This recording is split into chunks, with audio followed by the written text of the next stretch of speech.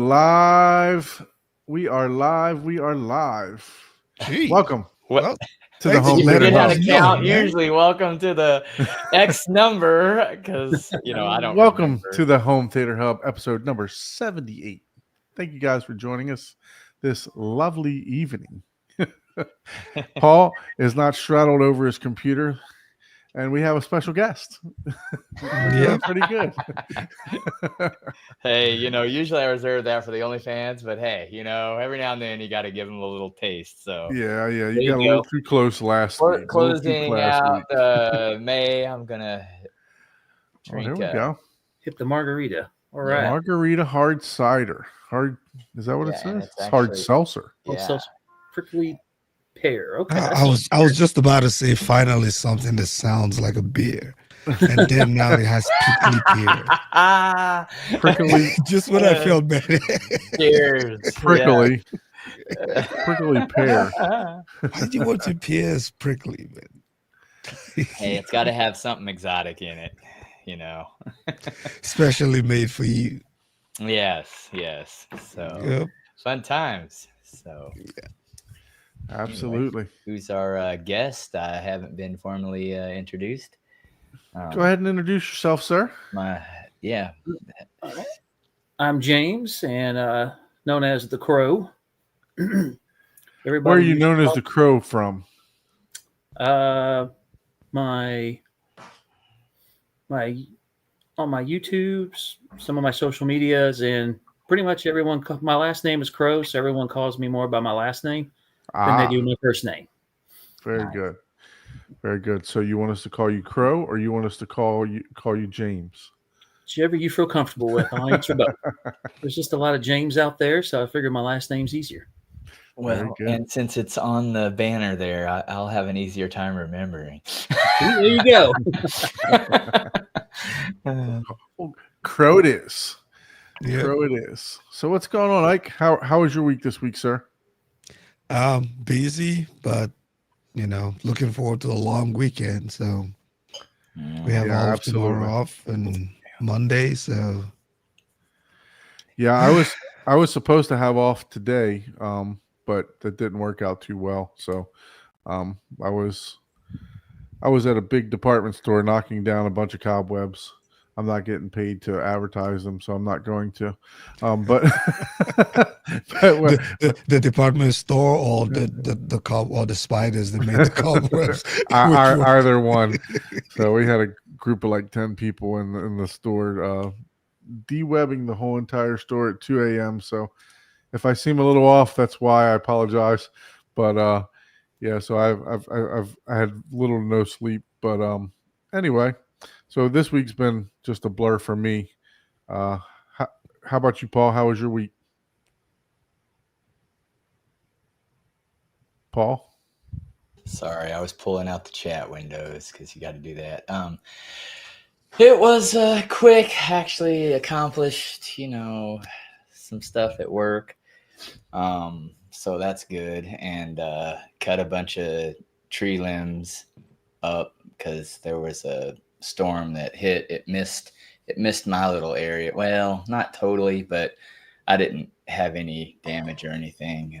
But over at Jessica's place, that actually the neighbor had like a 50-foot tree fall on their house. Oh wow. So yeah, and luckily nothing happened to her house, but a bunch of not huge, but 2 and 3 and 4 inch limbs were all in the driveway and kind of in the yard. So I had to cut those up, and we piled them up, and we're going to let them dry and then do something with them, get a chipper or something and get rid of that. But turn them to some mulch. Yeah, something like that. Yeah. So some ants. What's the weather like in Kansas City? Rainy right now. Rain all Muggy. day. 75 with like 85% humidity. I feel like you guys just have one single season and it's rain and then maybe a little bit of tornado and storm. I can tell you what, in South Florida it's not even summertime and it's already unbearable. I mean, we went straight from winter to summer Wow. It was 97 degrees, felt like 103 here yesterday. Jesus. So I was out out out and about with my job, drilling out a 500 linear foot building for termites, and then just about passed out. It was that hot. That's how hot it was. And I think I've drank like 4 or 5 Gatorades and like 4 waters, and still didn't hydrate enough. So, but yeah, so it's getting brutal down here already. Wow. So Yeah, I was thinking about running some speaker wires. And man, I looked at that attic. I was like, man, I better hurry up and get that stuff done, because once Texas just decides to go wild with that heat, yeah, I is told the going in wife attic. we walked into the theater room. It was super hot, and I was like, "Yep, I'm gonna have to do the mini split." That gave me my answer. I didn't have to wait Yeah, until. I am really thinking about doing it in mine too. Yeah, You yeah, know, because I want to make use of it all year round. You know what I mean? I don't want to be worrying about if it's cool in there or if it's not. Yeah. So, but yeah, we'll get to talk about James's theater here and how he's got his cooled in a second. But how was your week, James? It's pretty good. Busy. Hasn't slowed down at work. Very good. Yeah, yeah. It sounds like us. Yep, What do we're you just What do you as hot do? as you What are. industry are you in? I'm in the automotive industry, so I'm the second hated most person in the industry. Oh, okay. First one being lawyers. I see. So, are you sales or mechanic? I'm in service. Service. Yeah. Okay. Very good. Very good. So, were you able to partake? I did see that you had on if those of you that aren't in our Home Theater Hub group, I did see you posted a little picture there that you got some presents. I would consider it a present. At least I've not been told otherwise. But yes, I did get the new Titans, the SUS Evolution Titans, in for review. So they're sitting in the theater, man. Those things, both of them weighed close to 170 pounds or 160 pounds. Wow. Just moving it upstairs was not fun, man. So I got my workout for the weekend. Yeah, I'm sure you had to slide them on the side up the stairs, you know. I'm not even going to say that loud because they review units, but yeah, it was a miracle getting them upstairs. And they're kind of designed well in the sense that they have these handles that are built into the sides that allow you to grip without like ripping the box or anything. So it makes it easy to pick up.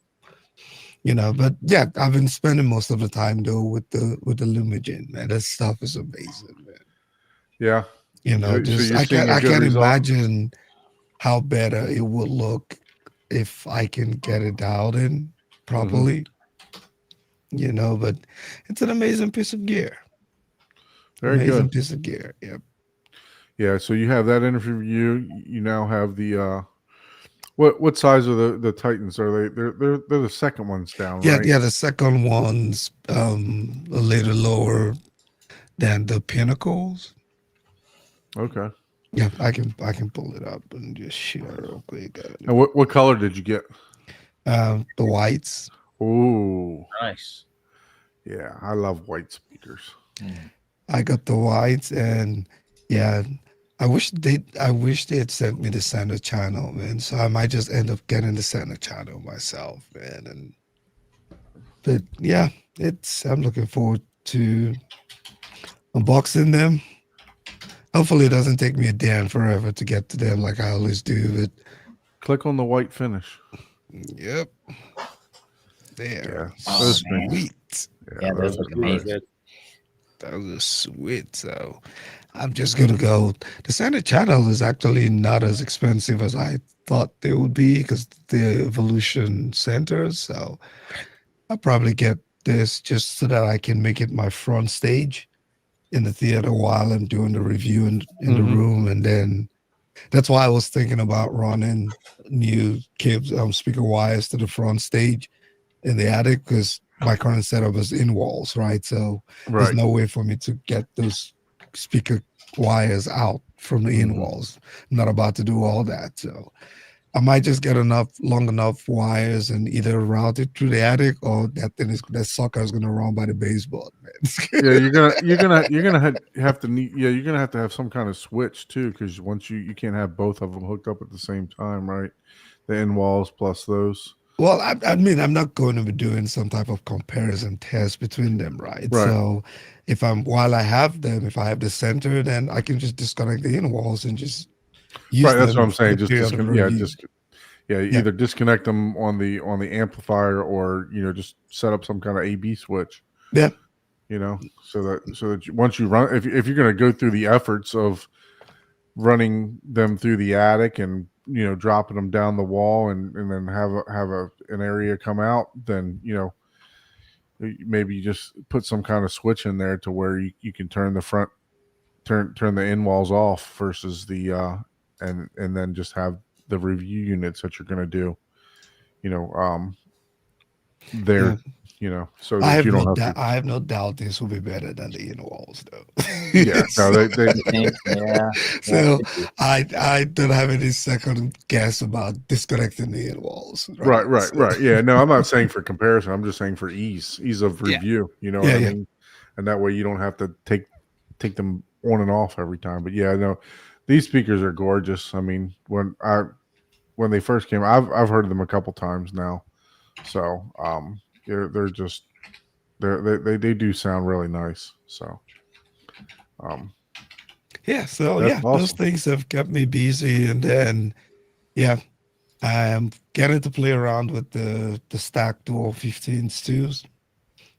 The setup, stacking them, or whatever the proper term is, just to test them out too in the theater. So were you able to get them? Were you, because I know you and I spoke. You asked me, just for the listeners. Ike asked me to send him a picture of how I got my rails stacked and how I'm hooking them up. So with my rails, I'm using an RCA in, and then there's an RCA out on the back of the rails, and then it goes into the in of the other. So were you able to get that to work using the coaxial? Or I think I have a solution, because Jordan Haterade had actually reviewed them in that same stack configuration. So I reached out to him, and he recommended, rather than doing the RCAs, to get one of these RCA to XLR connectors. So I actually got it. I actually got two. I plugged in one, but I haven't turned on the theater this evening. So but I'm hoping that is the solution that I need for that, and I'll probably test it tonight after the show or tomorrow. I got all day tomorrow to try it. I think once you do that, I don't think you'll have an issue with it, because because like you suggested, it's probably that the XLR and the RCA ports are not somehow connected. Correct. It's not a subwoofer, so it's not. But so hopefully this one works. Very good. Very good. Were you able to take in any movies this week? No, just testing out. No full new movies, but just testing out different things, because I'm reviewing the Lumigen. It's on a short loan, right? So I don't have 3 months to review it. So I'm trying to capture as much until I decide. My wife is probably watching, but until I decide what to do with it. Very good. Very good. How about you, Paul? What's going on in your theater you got anything new going on? Nothing. So I am going to, after the Kansas City theater tour this week, and then I also did a fundraiser motorcycle, Distinguished Gentleman's Motorcycle Ride fundraiser on Sunday. After experiencing all the theaters and hearing and seeing everything, I'm just gonna break down, and I'm gonna mount my speakers like at the perfect right angle, because some of those, I mean, I get Atmos and stuff like that, but I know my speakers are more than capable, but just just those slight different placements of getting those angles right and stuff Mhm. like that. I mean, some of them, you know, sounded, you know, relative to mine, right, which sounded great. But there was a couple of them that I was just like, man. And I'm looking, I'm like, yep, that's the placement, man. I'm gonna have to break down and put some holes in my ceiling. So you're not going to be doing the bouncy house no more. Well, I've never done the bouncy house. I've just done the front height, and that with my ceiling and the way it is. That's what you're doing, yeah. Like the backs are really close together comparatively to the fronts, and they're Right. much further back. I'm gonna put them right at the, you know, equidistance angled wise, just so, you know, just so I can get that finesse of the Atmos. You know, it's not like you don't notice it now, but I want it to just be like more noticeable when it does happen, because we all know it happens so little relative. So it's like, man, you really want it to be like, oh, awesome. I did experience what I thought was wides, and I did validate. I had to look the movie up and make sure that it was using the wides instead of an up mixer. But yeah, I mean, there was one scene there was a bunch of demos. The tour was amazing. I don't know if they got together. Like, we literally had like no repeat demos, like, except for like the fifth theater overlapped. Like, I think 2. There was, I think, maybe 3 movies, but out of those 3, I think only 2 of them maybe overlapped over the other 4. And that's just pure dumb coincidence, right? And one other one was the same movie, but it was a different scene. So even that didn't count. So it was like, out of, you know, an hour and a half demos, it's like hardly anything overlapped at all. It was pretty cool. Like, I'm like, man, did they get together and say, hey, I'm going to do this? Yeah. You're not allowed. I'm sure they to do did. that. They don't do anything by chance over there. Yeah. But yeah, that was pretty amazing. I mean, I got to experience the Christie and all its, you know, precision to glory. That was at Ryan's place. Yeah. I mean, one thing that I appreciated, and you know, it's, some people may be like, oh no, that's sacrilegious, but everyone had their system tuned to the way they like it. Mm-hmm. You know what I mean? And you could tell, and it was good. It was good, you know, because everyone had its own little flavor. You know, there wasn't like, oh, everybody go to perfectly referenced, perfectly, you know, flat color or whatever. You know, some people had it a little more vivid. Some people had it a little less sharp, like on purpose. You know, like, you know, maybe not like less sharp. I guess that's a bad example, but, you know, like, just different everything, the sound, you know, the everything had its own character, you know, even though they were all really good, you know, demos in theaters. I do like more Dead Room, you know, because Grant had a really well acoustically treated room, and I like that. I like that, you know, kind of. So what are you shooting for? Like a negative decay time? Yeah, it was really good. I did. I love Chirpy's, you know, hands down, he has like the best, like, just appeal. Right, like, you walk in, it's like, this is amazing, man. Friggin', yeah, that thing. I mean, I know it's not, but if you didn't know it, you'd think that was $1 million theater. Yeah, you know, I mean, it's just like, yeah. I still can't believe whatever. I don't know whatever he did with that. He still has the LS 12,000, right? Or what project? He still has the. I think currently he has the JVC, the one that everybody's talking about. Yeah. Oh yeah, that might be. It's probably even going to be more impressive then. The other, the projector that impressed me the most, Jonathan had the new Epson, the one that you had to buy the lens. Oh, okay. That thing was amazing. Was it the 10,000 lumen? The higher range one, or the 10,000 lumen one. Yeah, I think they were doing a they recently did a comparison between the Bravia, that one, and the JVC. Oh yeah. Yeah, so they recently had that. It's like a they- pick your poison. Do you Mhm. want, better brightness, better contrast, less Right. brightness? Do you, it's like, and I just love the brightness of that. I mean, it looked great. Yeah. No, I mean, it depends on what you're shooting for, right? If you want 300 nits on the screen, or if you want, contrast, right? So, Yeah. depending on, but I know that they're getting better and better at introducing more contrast in those brighter projectors too now. So, Yeah. it's getting better and better with every generation of projector that comes out.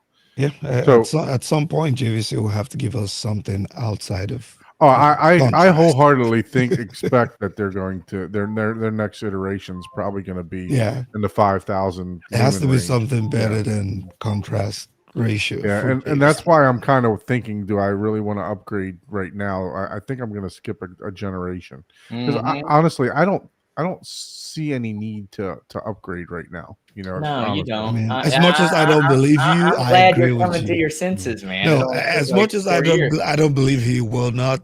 I agree with you, but Yeah, we'll see. yeah. We'll find out. If a deal comes across his lap, he's going to upgrade. So for me, I was supposed to, like I was saying, I was supposed to have off today, and I was supposed to be starting to block out the room for fabric and everything else like that. Think finally narrowed down a design. Abe has been helping me with this from 3D Sound. So Abe's been helping me. He put together some maybe if we got time, I can maybe share a picture or so of what he kind of just threw together for me. But he's starting to lay out. I think we've shown plans for my room already that he put in 3D CAD plenty.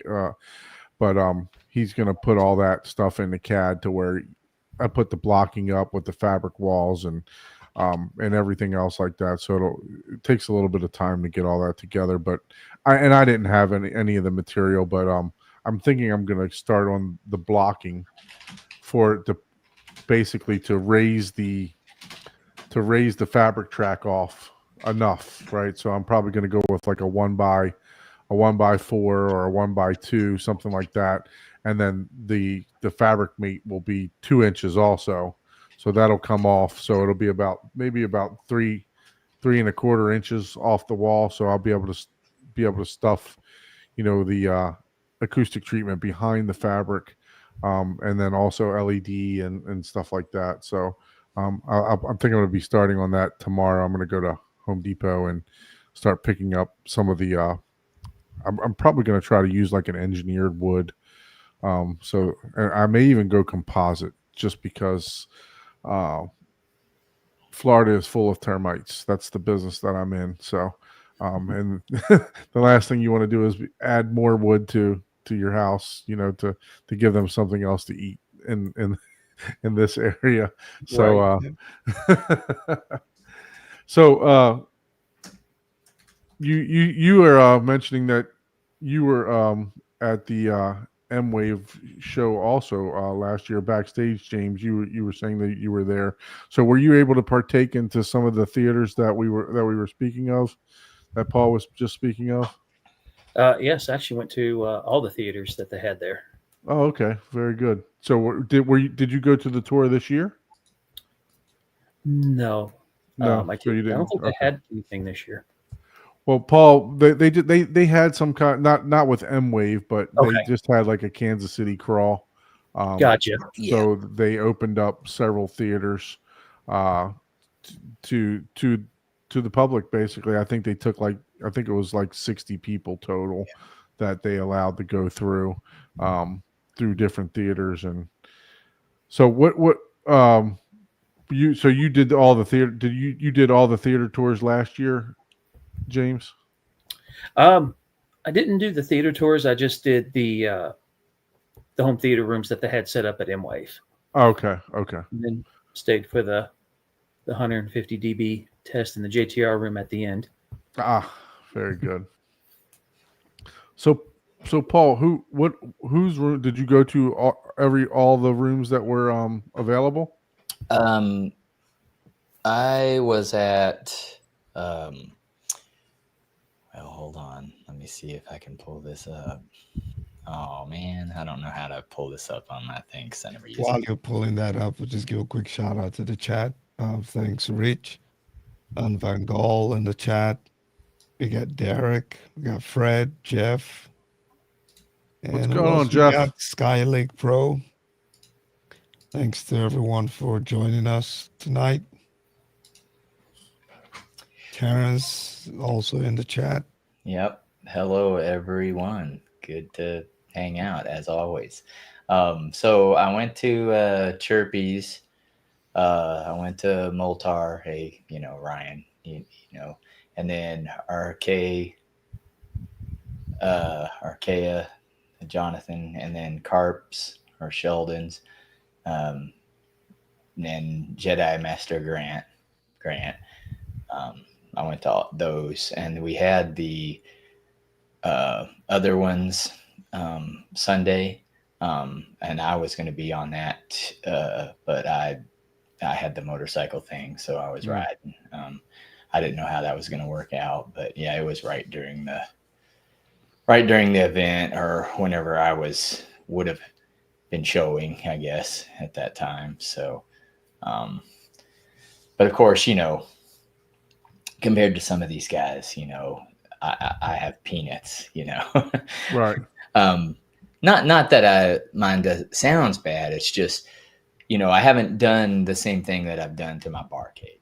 I actually put my signature on the barcade that I have, and I'm like, hey, I know there's more impressive barcades, but it's done with my design. Where my main room is that, dude. That's how I moved in. I haven't painted it. I haven't done anything. Right. I'm not gonna do a whole lot, but I'm gonna give it some contrast. I'm gonna try to my little diffusion panel that's got the glowing, the poster arts that I made. I'm gonna frame that out, make that look more like a showpiece, and and do that. And I'm definitely gonna put the speakers in the best location, or that gives it that better sound that you can clearly hear. Someone is about to paint that living room, man. Yeah.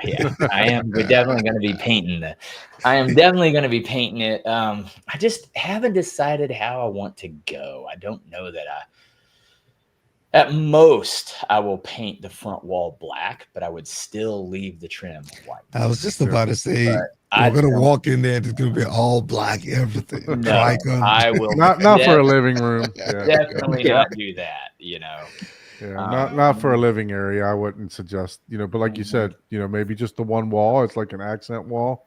I mean, and the majority, there are a lot of rooms that are being painted black now. A lot of people started off with just painting their doors black, right? Their entryways black, and now that has become like a interior, I guess, fashion for lately. I'm seeing more and more rooms being painted black. I think the slat panels behind, they don't have to be the oak, right? They have different. They even have the darker shades. Those are actually much better. They look so good, like if you actually look at them in person. So rather than painting a wall even black, I think and you can do different designs of them, right? You don't have to cover the entire wall with them, but it's probably a much fanciful option. And then it has obviously some minimal acoustic properties that comes with it versus just putting a black paint on the wall. Yeah, and I'm gonna add some more acoustic treatment. I'm gonna get it. Not like it doesn't. It's not a dedicated theater. If I had a dedicated theater, it'd be so much. Right. Well, I mean, you got room for that too. You got room for that. You just got to put on some drywall. You got to frame it out. And get Jess to knock you out. Hey, if you'd like, I can come to your house and procrastinate on your basement Yeah, theater, yeah. too. You know what? Like, You got to give us another joke as we go into 2026. We got to have a drywall joke. yeah, I could do that. I could be like, hey, I hung one piece of drywall a week, and guess what? I still beat Don by 2 years. So, Sky, like the crawl happened, I believe it was this past weekend. So they were able they had the Kansas City crawl. Yeah, This this past wasn't weekend. M-Wave. This was a locals Kansas City crawl that the community was invited to, but it was, kept, kind of like Scott Newby. You can only do so many people, right? And it was, the timing of everything was like perfect as far as getting from one to the next and stuff like that. I mean, you had time. There was one, Jonathan's a little bit further out. And I probably would add maybe another 5 minutes in between travel, maybe another 10, not because the timing wasn't perfect. It's just after everybody demos for the full time, like you get in, you set in there, and you've got, everybody kind of either goes over their system or they hand out a paper that has everything on it, and they instantly start demoing, and they want to show off and, give you the best experience they can, and use the entire time. And then it's like, okay, now you got to go to the next one, and it's not that there's not like a few minutes, but when there's 12 people or 15 people asking questions and conversating, it takes longer than 10 minutes or 5 minutes, to have that conversation. And then, like, I showed up right at the time, and they were already ready to go. Like, people were already sitting, and the last time they did it, people were the people demoing. Some of them were complaining. People showed up at like, an hour before it started, and because they were starting at like 8. It's like people were sitting in front of my, at 7 a.m. and I was like, I wasn't going to be that person. Yeah, well, I wound up going to Sheldon's. I wound up getting there about a half hour early because I was coming from, I think I was coming right from the airport, so it was like you're not, I didn't have anywhere to go. So, but I didn't go knocking on his door early. I just kindly parked down the street a little bit and waited in the car. And, once I saw other people's going up to the room, up to the place, then once he started inviting people in, that's when I decided to go in. But you definitely don't want to be that early person, not banging on their door.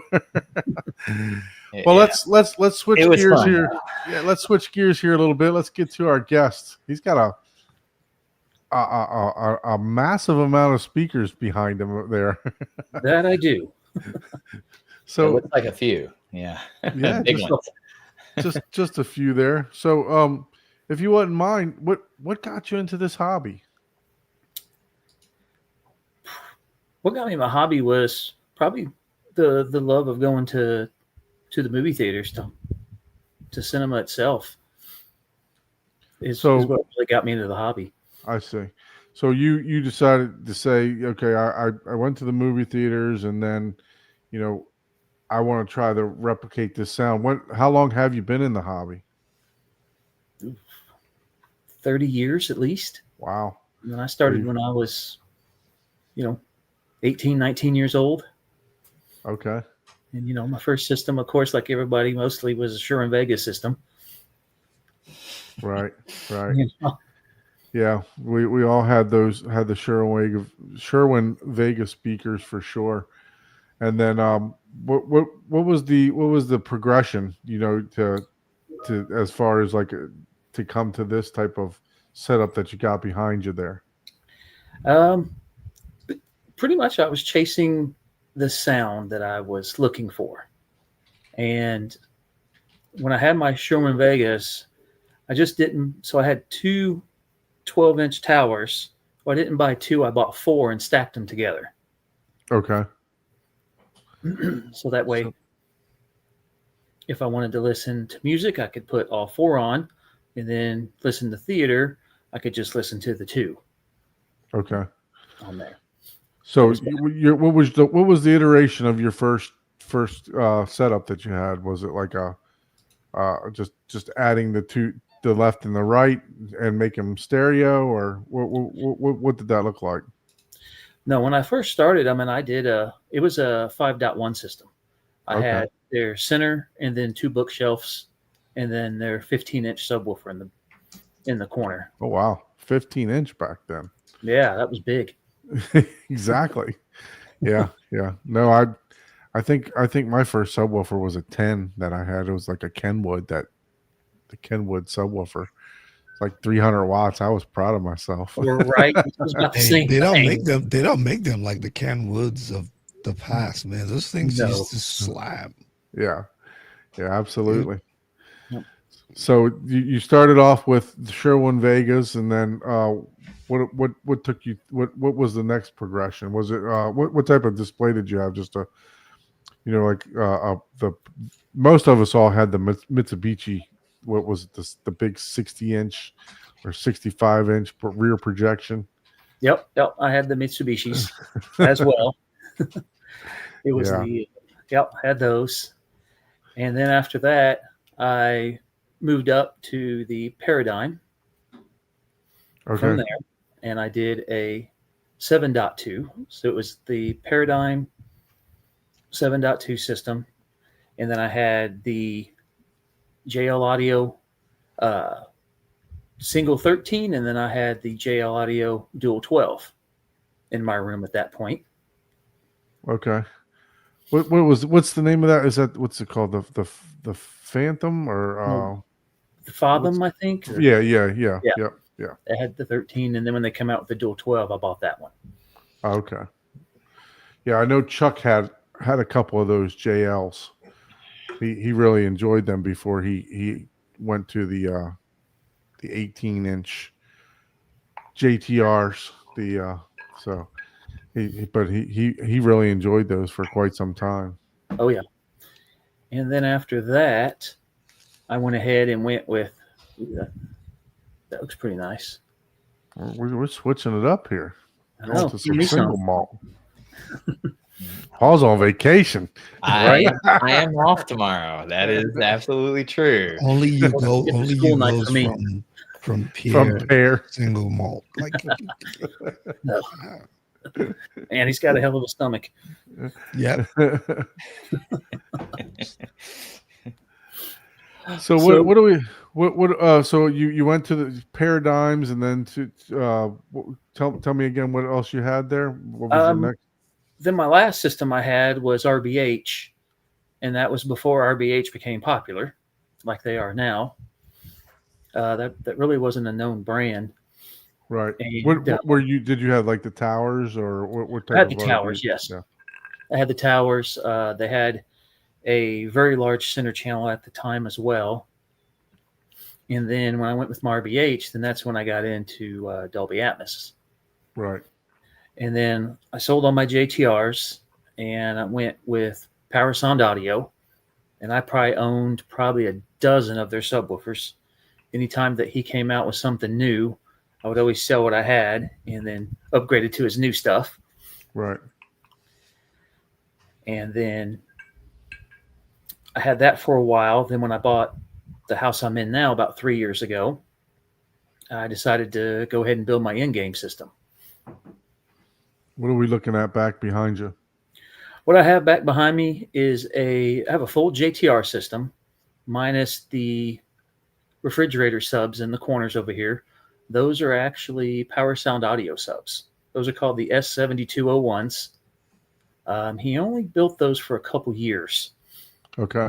And then he quit making them, probably because of the size and the weight, and just it took 3 movers to get those up the stairs to Wow. get them into my room. I mean, they're almost like 400 pounds, Jeez. and they're a quad 18-inch subwoofer. Wow. 18s. Yeah. One thing that you don't hear people say is they got rid of their JTRs, right? So Right. I'm sitting here thinking, did I miss? I guess I didn't mishear that. He said he got rid of his JTRs and went with Power Sound Audio. So No. that's not all that you don't hear that very often. So that's saying a lot about the Power Sound audio. What do you like, or what are the differences that you find between the JTRs and the Power Sounds besides the fact that there's 4 18-inch drivers in them?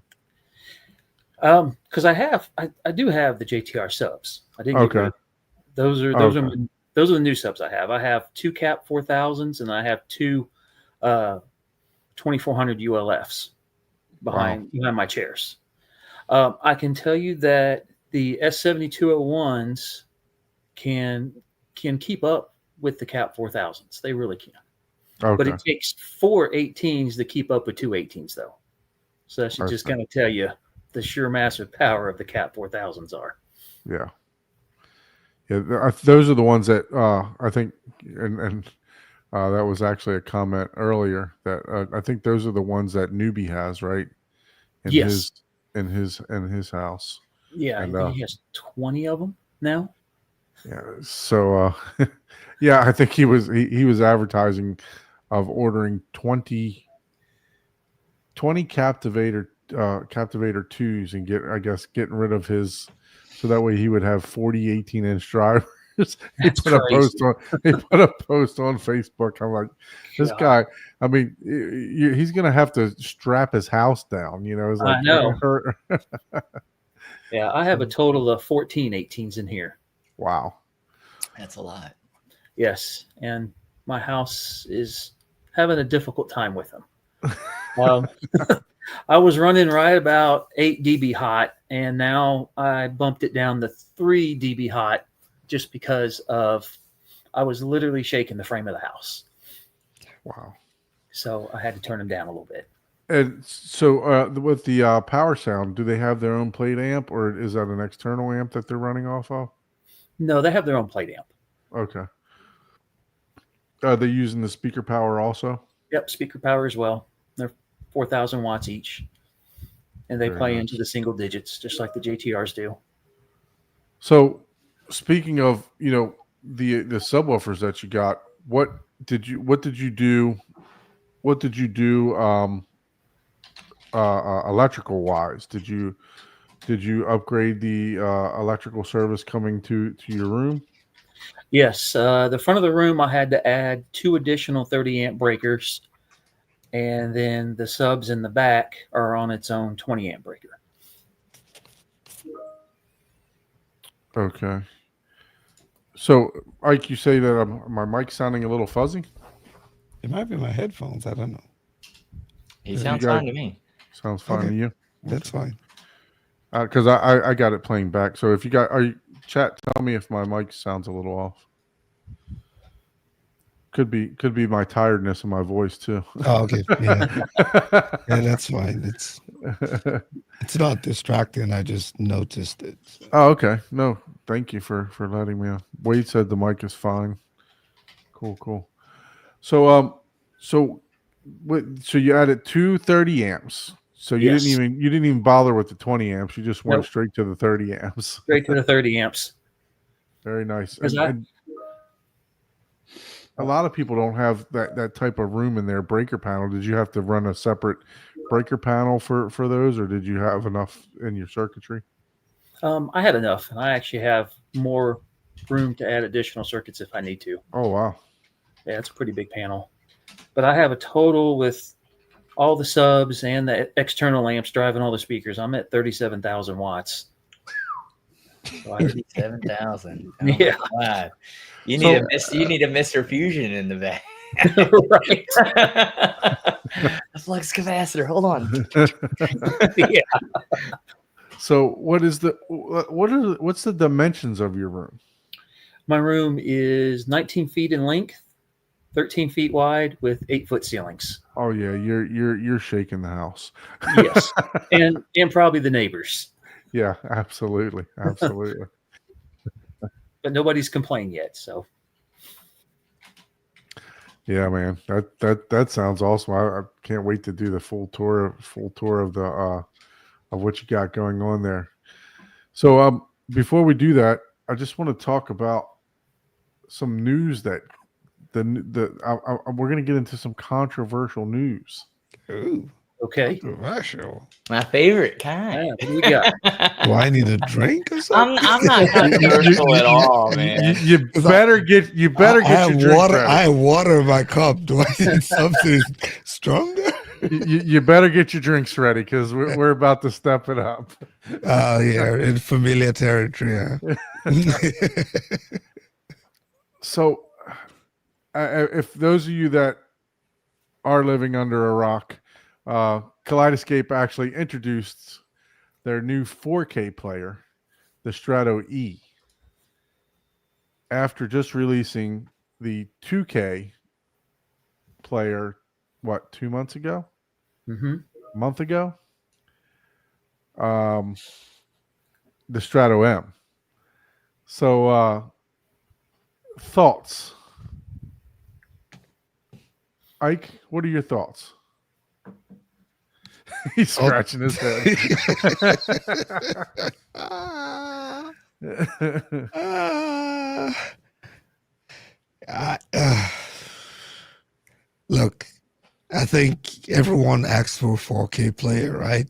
Mhm. And it's either they had it already in the pipeline or they just have the fastest manufacturer somewhere, right? So it answers the questions of why we would have a 2K player. And then I think that is mute now, right? And then, we just have to see how it goes. I think it's an interesting, decision.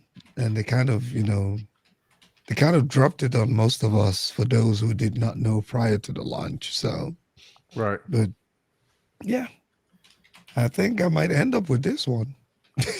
Yeah. No. I think it's a value offer, right? It's if you don't want the Stratos V, then obviously, I wasn't going to put Jeff's news out you there, finally went through it. Congratulations, Jeff. but Jeff called me up the other day since he put it out there. Jeff called Yeah. me up the other day, and it's shipping. So Oh, he nice. he should be getting that very, very shortly. So, look, as a dealer, I absolutely see the need for both products, right? Yeah. But I wish that it was done in reverse order, and the only reason that I wish that they were done in reverse order or at the same time was just because a lot of people were asking for the 4K, and there was a lot of flack that Kaleidoscape took for coming out with a 2K player versus or just 1080p, whatever you want to call it, right? So there are a lot of flack when they could have answered. I think they could have answered all the needs at one time and said, "Hey, look, here's our 4K player that introduced that first, and then said, oh, by the way, we also have a Strato M for rooms that you with a maybe a smaller size TV that you're not going to see the difference." And I think that would have given them a little bit better press, right? So, but you know how it goes. Everybody. I was reading some of the comments and stuff. Everybody wants something for nothing, right? They're like, I mean, oh, now we want $1,000 player. maybe it Now we just want wasn't Yeah. ready, right? Yeah. Maybe it wasn't just ready. Like, Right. They could have completely intentionally done that Yeah. because It could also be a business. if strategy. it was the perfect little Strato E 4K $2,000, nobody would have talked about it. They'd be like, "Oh yeah," and everybody would be like, "Well, that's still a little bit out of my price range," or whatever people would have said, right? But the fact that they did that got everybody talking and looking, and then people that can afford it, it's like, "Oh yeah, that's cool," but nah, I would just go with the Strato M.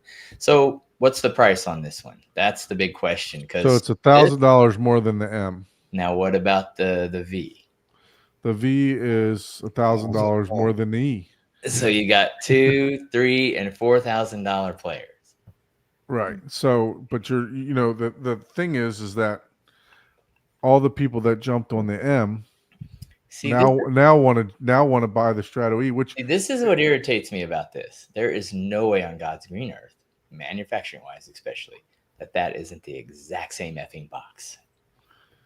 There's no way. It would cost more to put an assembly line with different chips and different requirements in that thing. And that's what drives me nuts. I hate So you're saying knowing stuff so- that so it's you're like, no, saying- there's no effing way that's not So the you're saying they exact same probably damn had box. the same, they had the capability in the 2K box and then responded to Yeah, how else are you going to get a feedback and then switched it out. 1080p device with HDR True. ability? Yeah, the chipset.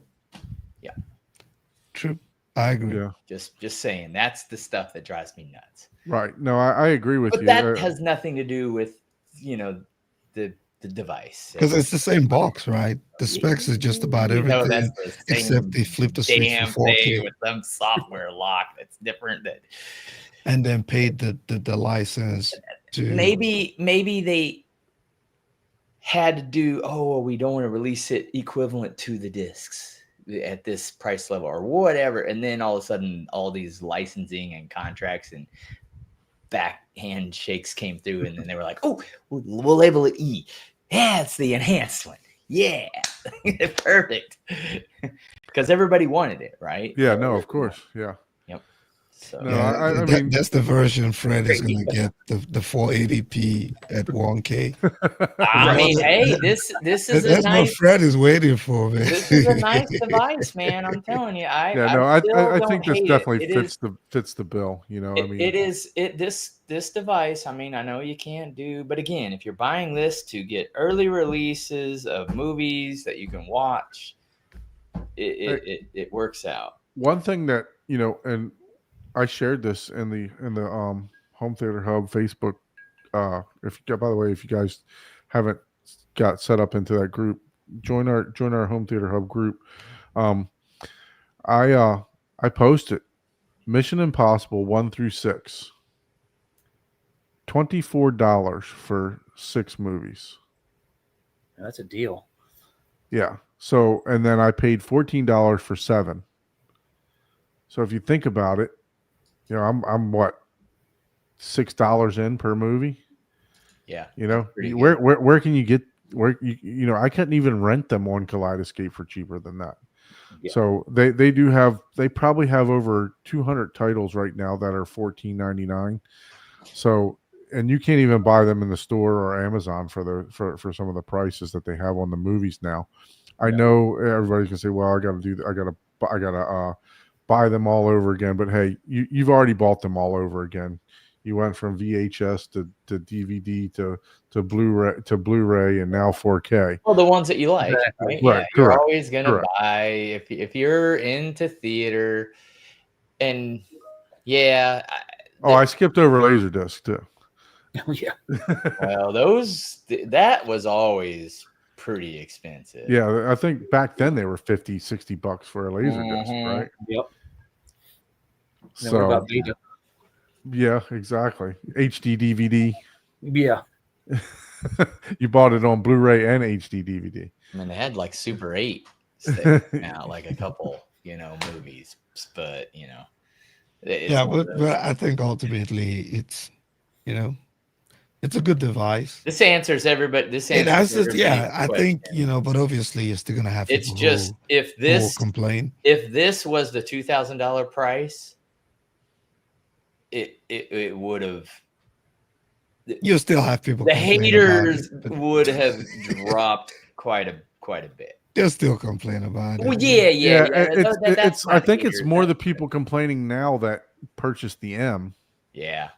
You know what I mean? That went ahead and took the leap of faith and purchased the M, and now they kind of Well, feel they're gonna buy this salty, and then right? realize, shit, I should have just kept the other one. I can't tell the difference. I mean, I know that's a big argument, because they're you can tell the difference. Like, dude, science. There is scientific things that are irrefutable, and it's relative to your seating distance. And most people aren't sitting close enough. There are absolutely people that do. Now, you can always tell the difference between 4K and 1080p or Blu-ray because there's HDR.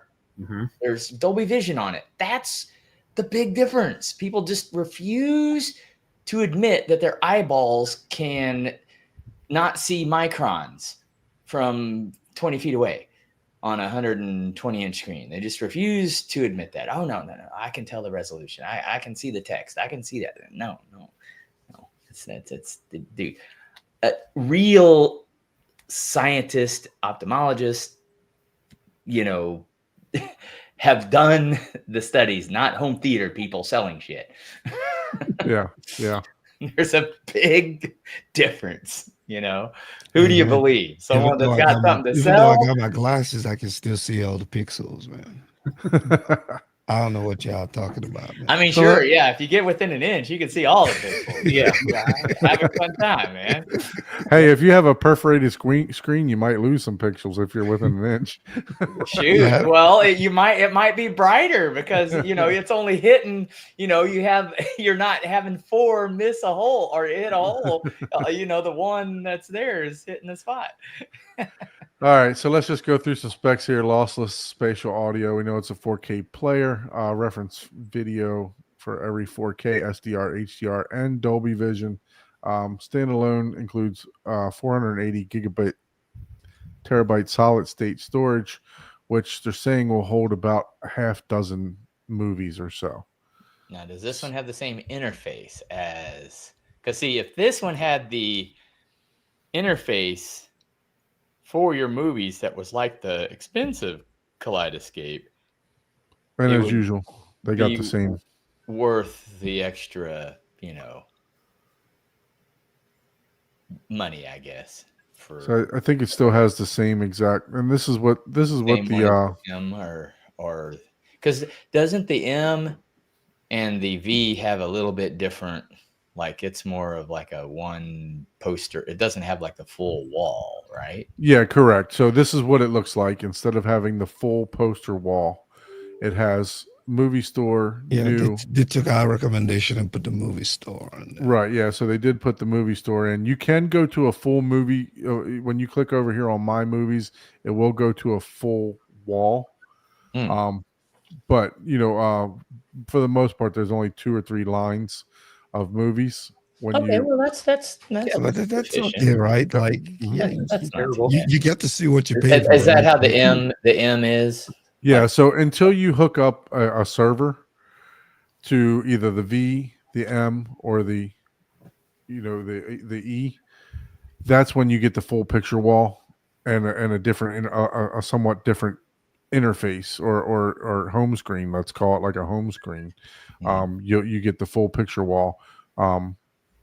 But this is how it's basically shown on the devices we just talked about, the V, the M, and the E. So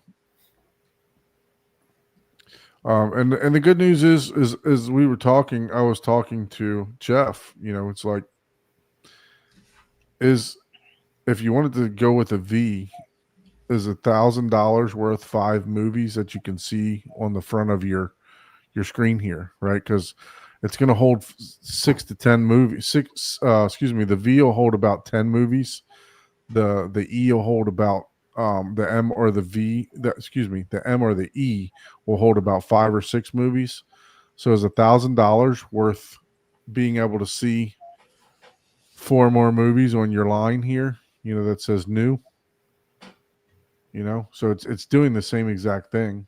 It's just not the storage isn't there, right? Yeah. So and the purpose, like I said, for me, the purpose is like, early releases. I can have a movie watch party, and people would come and enjoy it, right? right. I will, I'm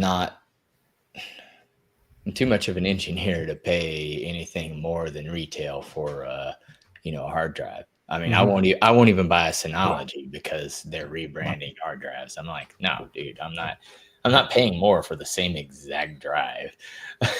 Firmware, lock it to your stuff or not. You're not giving me any better performance or longevity in a drive. They're coming off the same manufacturing plant. I'm never going to be the person to buy, a 92 terabyte, Kaleidoscape. Yeah, and Wade says the same thing. I'll never understand why having the storage is the most expensive part. So but I think you kind of hit it here, Wade. It's the storage, and I believe the storage isn't the cost, but I think they're wrapping the cost into the storage Into the for the storage. license. Yeah. So I think that's what's Yeah. happening with that. Yeah. So it's there might be a little bit into the player, but I think the majority is wrapped up into their Terra servers that they have for the licensing that they have to do. Collecting is addictive, but that's why you go with a device like Kodi, Jellyfin, or Plex, and you have a 120 terabytes for $6,000 instead of $36,000. So Yeah, like Ike says, you can use. I was trying to tell Jeff this, that he's gonna. I think he was saying he has a bunch of physical media, and he even said earlier he's a physical media guy. But to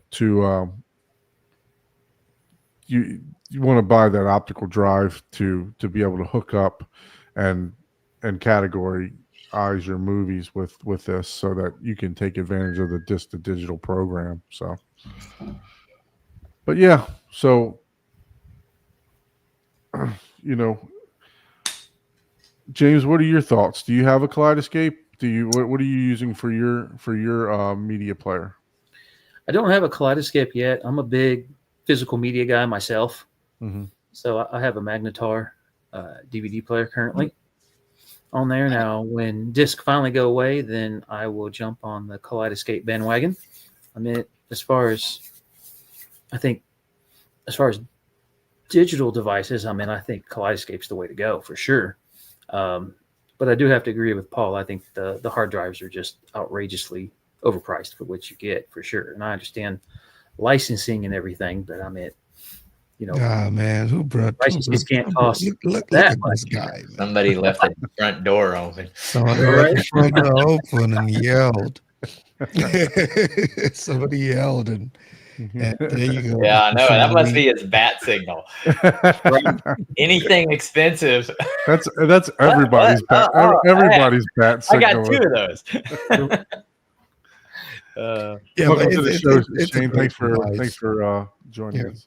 It answers all the questions now, so Yep. Yeah. No, look. I mean, I think they there's fit the one bill for. everyone. Yeah, I think they fit the bill for every consumer now, right? But I just wish that they would have done it in reverse order. they'll be fine. They'll be fine. Just from some of the comments, because I know personally, if I would have bought the M, and then you come out with this 2 months later, I would have sent it back. I would. Well, there is no sending it back, but I'll put it up in a Facebook Marketplace. Or something. I would have been upset. I'll be honest with you. If I had to purchase the M and then come out 2 months later with this, I would have been upset. It was like, man, So I mean, I guess it's the same for any type of technology, but if at least usually it's a year, that a new iPhone comes out, I'd send you a 4K sticker so you can so like, dude, it's 4K now, bro. Well, on a 60-inch screen, I'd probably see the difference, right? So probably not on a 55. Well, definitely not on a 55-inch TV, but You see this? Oh, not that one, but I'll go back to that. This almost ties into the hypothesis that it was always already on there. Oh, Shane's already proven my point. It was always there. Look at that. They Yep. just- I'm like, dude, there ain't no effing way that's not the same exact effing hardware. It would cost a boatload more money. Like a boatload more. yeah. It was always there. Hey, if that's it and that's how they wanted to play it, because whatever excuse, let's just be nice. Maybe they had some license agreement thing that they had to, meet or whatever the case may be. That's fine. Maybe they wanted to get people into the device at a cheaper price. And then, you can unlock it for another $1,000 to get the full experience. Hey, I'll even accept that if that's just like, hey, we didn't want to just divulge this.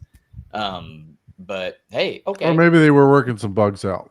You know. Yeah, it could be yeah, anything, you know, Who it's- knows? Who knows? Like I But said, it's we're glad but it's yeah. here. That's the most If the important thing. people with the M can spend the extra $1,000 to upgrade, okay, fine. That's fine.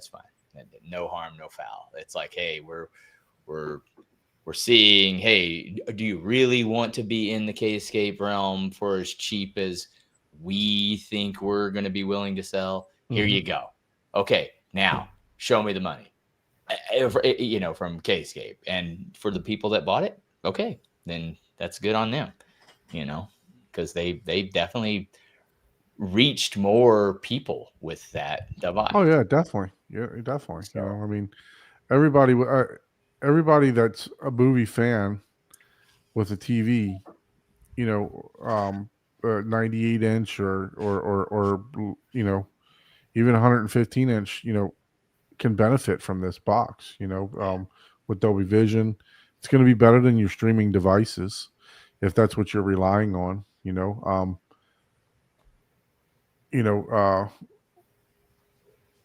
as James says that he's got the Magnetar, that's not a cheap player either. That's a what almost a $2,000 player. Yep, that's what. Yeah, dude, like that's $1,500. The friggin' whatever is a PDU HD 8000. So I mean, and what does that do? You know, that just play. I already have to have all the.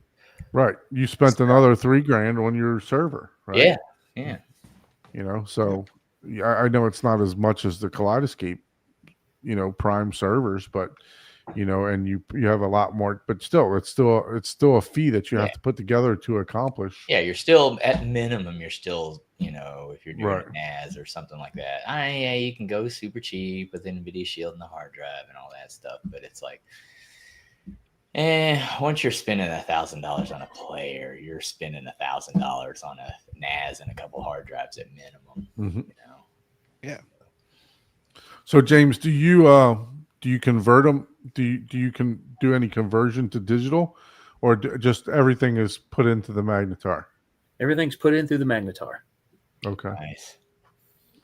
Keeping it old school. Exactly, for as long as I can.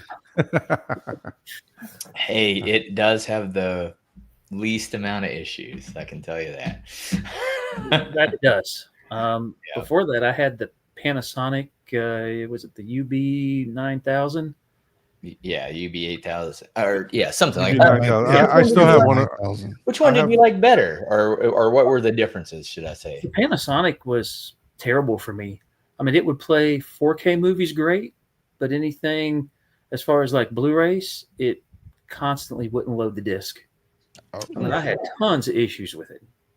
oh, I Interesting. never had that. With I've not had that issue either. That's a laser. Yeah, it's a Panasonic. laser tuning thing because the lasers have different. Discs are multi-layered. Different layers. Yeah. And if it's not tuned to where it can read the specific layer, then it'll have problems. Did anybody that's had it, because I used my LG for a while, and on a couple movies, like we're talking like an hour and 45 minutes in a 2-hour movie, it would like lock up for a second, and it would just do that. And yes, and I was going to get the Panasonic, but I was like, wait, it does the same effing thing? Shit, it's a memory thing on the freaking. I was like, okay, well, never mind. So that's when I went full on. I was like, okay, yeah, I'll just go digital. And you still have a problem with that too, depending on the player. I'll tell you what, that Magnetar, when you pop the top of that thing is a beast too, man. I mean, I've seen pictures of that thing with the top off. I mean, it's fully loaded with circuitry in there too. It's there was a couple of them that were just wide open, space everywhere. You see the little drive and Fully digital, yeah, absolutely, yeah. So so the Panasonic versus the Magnetar with I know that it has some tone mapping or tuning that you can do. Which one did you prefer on that? I actually don't use the tone mapping in the Magnetar because I have a Mad VR. So that Okay. does all my tone mapping. Yeah, you would want to. Spoiler alert for the tour. Yeah, Right? Yeah, spoiler alert. there you go. Hey, But So- just to tell you how good the Magnetar is, I mean, I can play 20-year-old DVDs and it plays them with no problem, Mm. Nice. without any issue. I mean, it's a fantastic player. Yeah. I'm Yeah, really I thought about getting one. I should have purchased one of those when I was a dealer for them. I didn't. I was going to put that one in and get rid of the UB9000, even though I never had a problem with the UB9000, but just the fact that it's the region, you can basically unlock all the regions on the discs with that particular. Not supposed to know that, but yeah, you can you can play pretty much all the regions with that particular player. But yeah, so but yeah, so I mean, Kaleidoscape, I look, I'm happy. I'm definitely definitely happy that they're answering the calls, for the cries from everyone about trying to make it a more affordable player for everyone.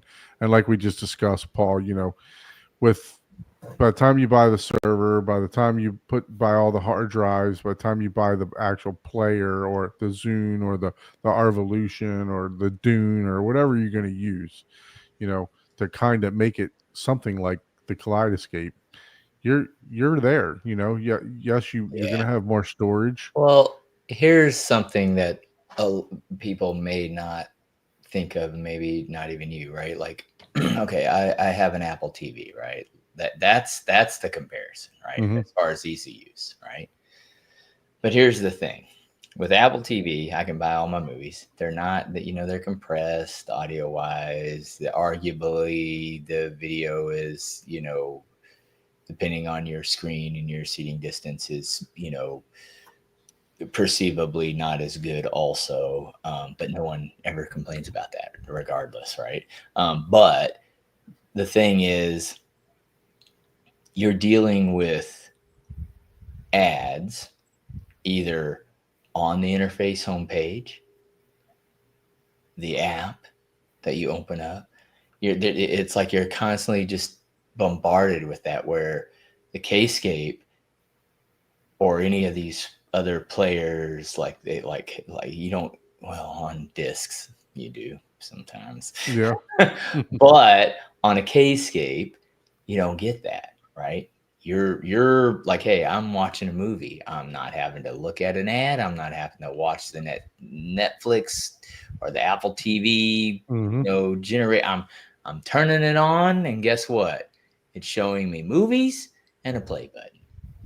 And hey, that right there is worth some money, right? Because I mean, we are in this world now to where it's just annoying. Everything is an ad. Everything has an ad Yes, to it. absolutely. Speaking of that, today's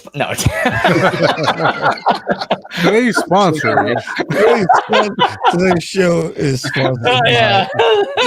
by, It's today's show is it's like, sponsored man, by it's- Shin Lee. So. sponsored by Shane Lee. Yeah. yeah, there you go. Oh man, too funny, too funny. So let's get back to your home theater journey there. Since we got the controversial Strato E out of the way. So what once you moved into the new house, what's the time frame that it took you to put your theater together to, how many iterations of the theater did you have in your new house? Just two. I brought over my RBH system that I had. And at that time, when I had my RBH system, I actually had an old 92-inch Sharp TV that was 1080 back in the day. Okay. The Oculus?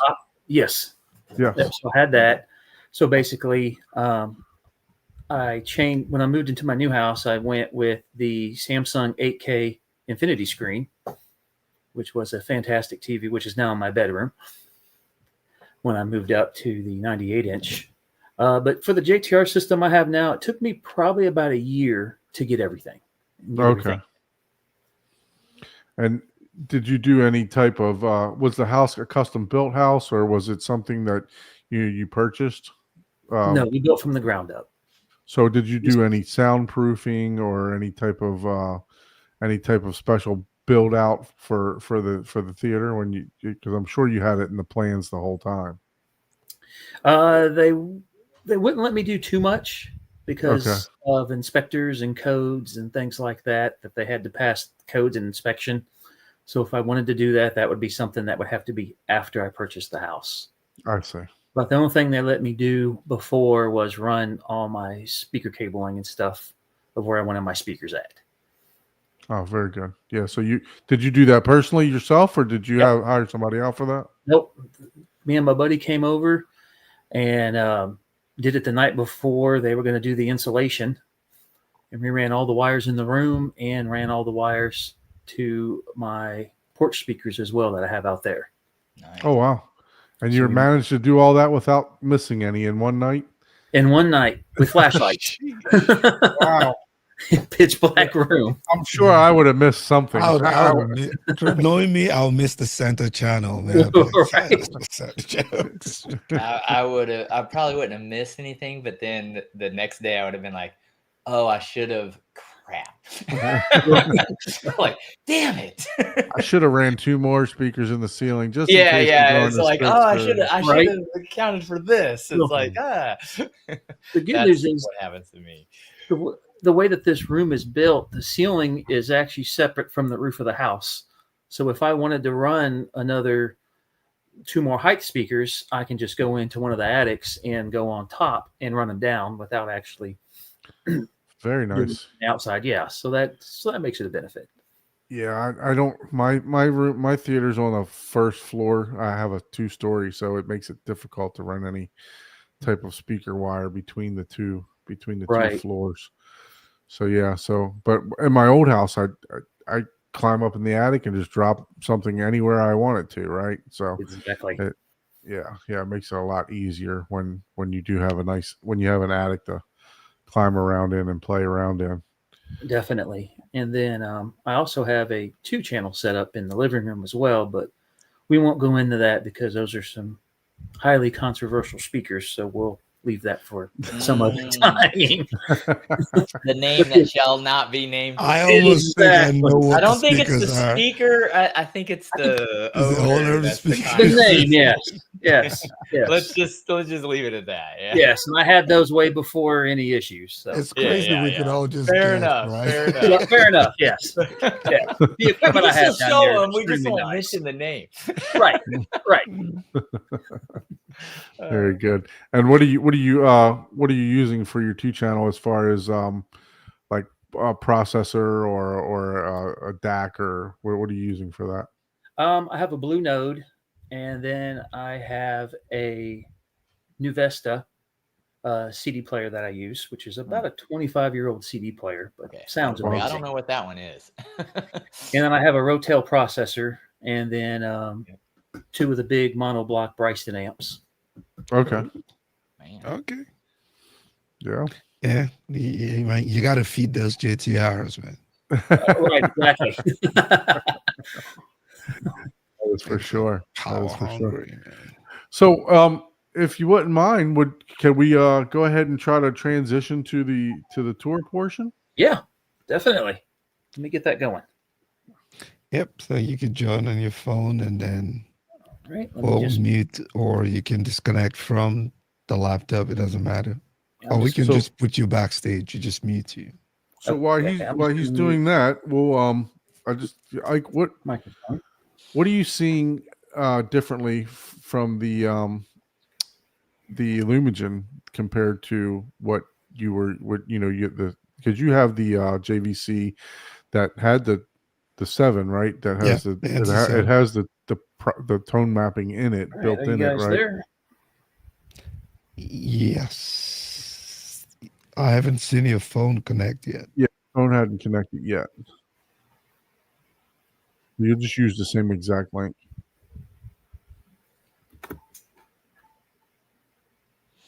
So what are you seeing differently, with the Illumigen that you weren't getting from the JVC? I don't know. I think the colors are just better, you know. And then I think in SDR, it makes the SDR look much more impressive, Okay. right? So if you're watching SDR content, I noticed that. Just a second, let me. Okay, so I'm going to mute your main laptop. You can also mute it from there, and I'll add this to stage. All right, there we go. Yeah, and I'll put you full screen. Don, we can get back to it. Yeah, we'll just go ahead. Yeah, we'll come back to that. Okay. So I will start with the over here to the screen. So this is my equipment rack. So I have the Mad VR Envy. Is that And- the core or is that the The Envy. This is the core. Okay, yeah. So it's the newest. Okay. And then below that is one of my amplifiers. That is a D-Sonic amp. It's actually from a gentleman who builds them and designs them right here in Sugar Land, Texas. And they are a phenomenal amp. Each one of my JTR speakers are at the maximum power limits that's requested. So I got the 212 HTRs. They're at 2,000 watts RMS. They have 2,000 watts going to them. Okay. And then below that is my Anthem, and this is the AVM 90 that I have running everything. Very nice. And then I have another D-Sonic amp. This one is running all the surrounds and the Dolby Atmos. How many channels are each one of those? The D-Sonic, one of them is a 7-channel, and then the other one is a 6-channel Okay. on there. And then below that is it's a Puritan audio. That one is for my power conditioner. Nice. Did you make the rack that you have? No, or that's something. actually a salamander rack. Oh, okay. I was That's what wondering. that I was is. like, I've seen people make similar, but I was like, I know you can buy some of those too. And I was like, man, Yeah, that looks like. I was like, man, if you did that, that's amazing. Yeah. Right?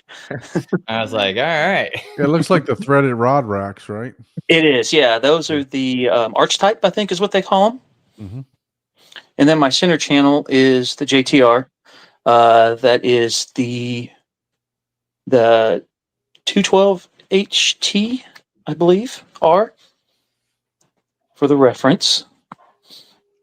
And then moving to the other rack, that is the Magnetar, but that is the big boy Magnetar that they make.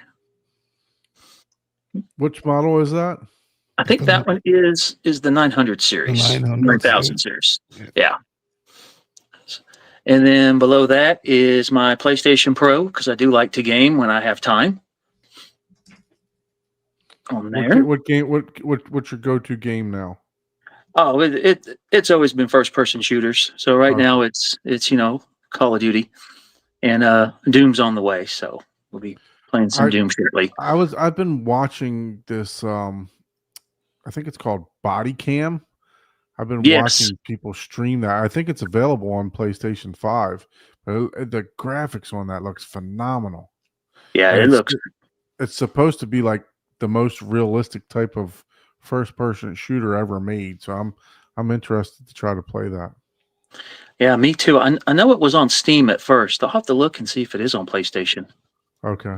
If so, I'm definitely interested for sure.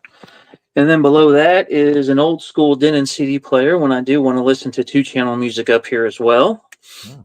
And that is I think a 16 AR is what that is. Or it's a 1650 AR. And again, that's probably a 18-year-old CD player, but it looks like a champ. SACD too? No, this one just does CDs only. This was before a Super Audio disc. Oh, gotcha. The Magnetar will play SACD. Oh, will it? Yes. Yeah. Oh, okay. Oh, well, then you got everything in one. Mm-hmm. Man. And then below that is my Russell Sound, and that works my outdoor speakers. And then I have that connected to a Sonos player for my streaming device. Very nice. for the outdoor. And then moving on, then we have the we have the 212 HTRs on both sides. And then I have another. So is one a tall and one because they're the center channel is exactly the same, right? At 212. Correct, but it is the smaller version Okay. of it. So yeah. So that way it fits underneath the TV because the other ones wouldn't fit underneath my TV. Right. Yeah, I think they make like I was mentioning a tall version and yeah. So I think those are the tall versions. I could Correct. be incorrect. Yeah. And then this is a 98-inch LG. It's the QNED, not the OLED, but the QLED.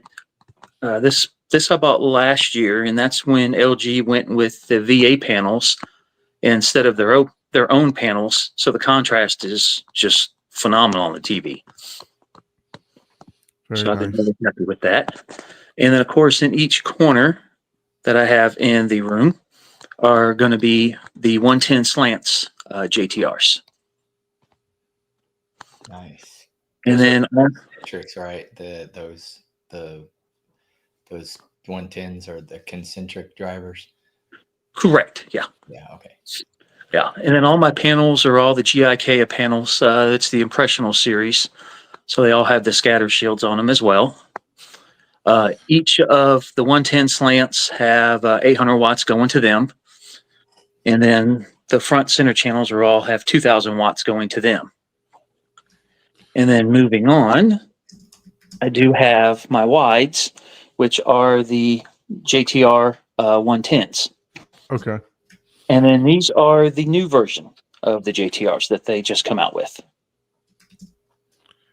So what's your ceiling height in the room? It's 8 feet with vaulted ceilings.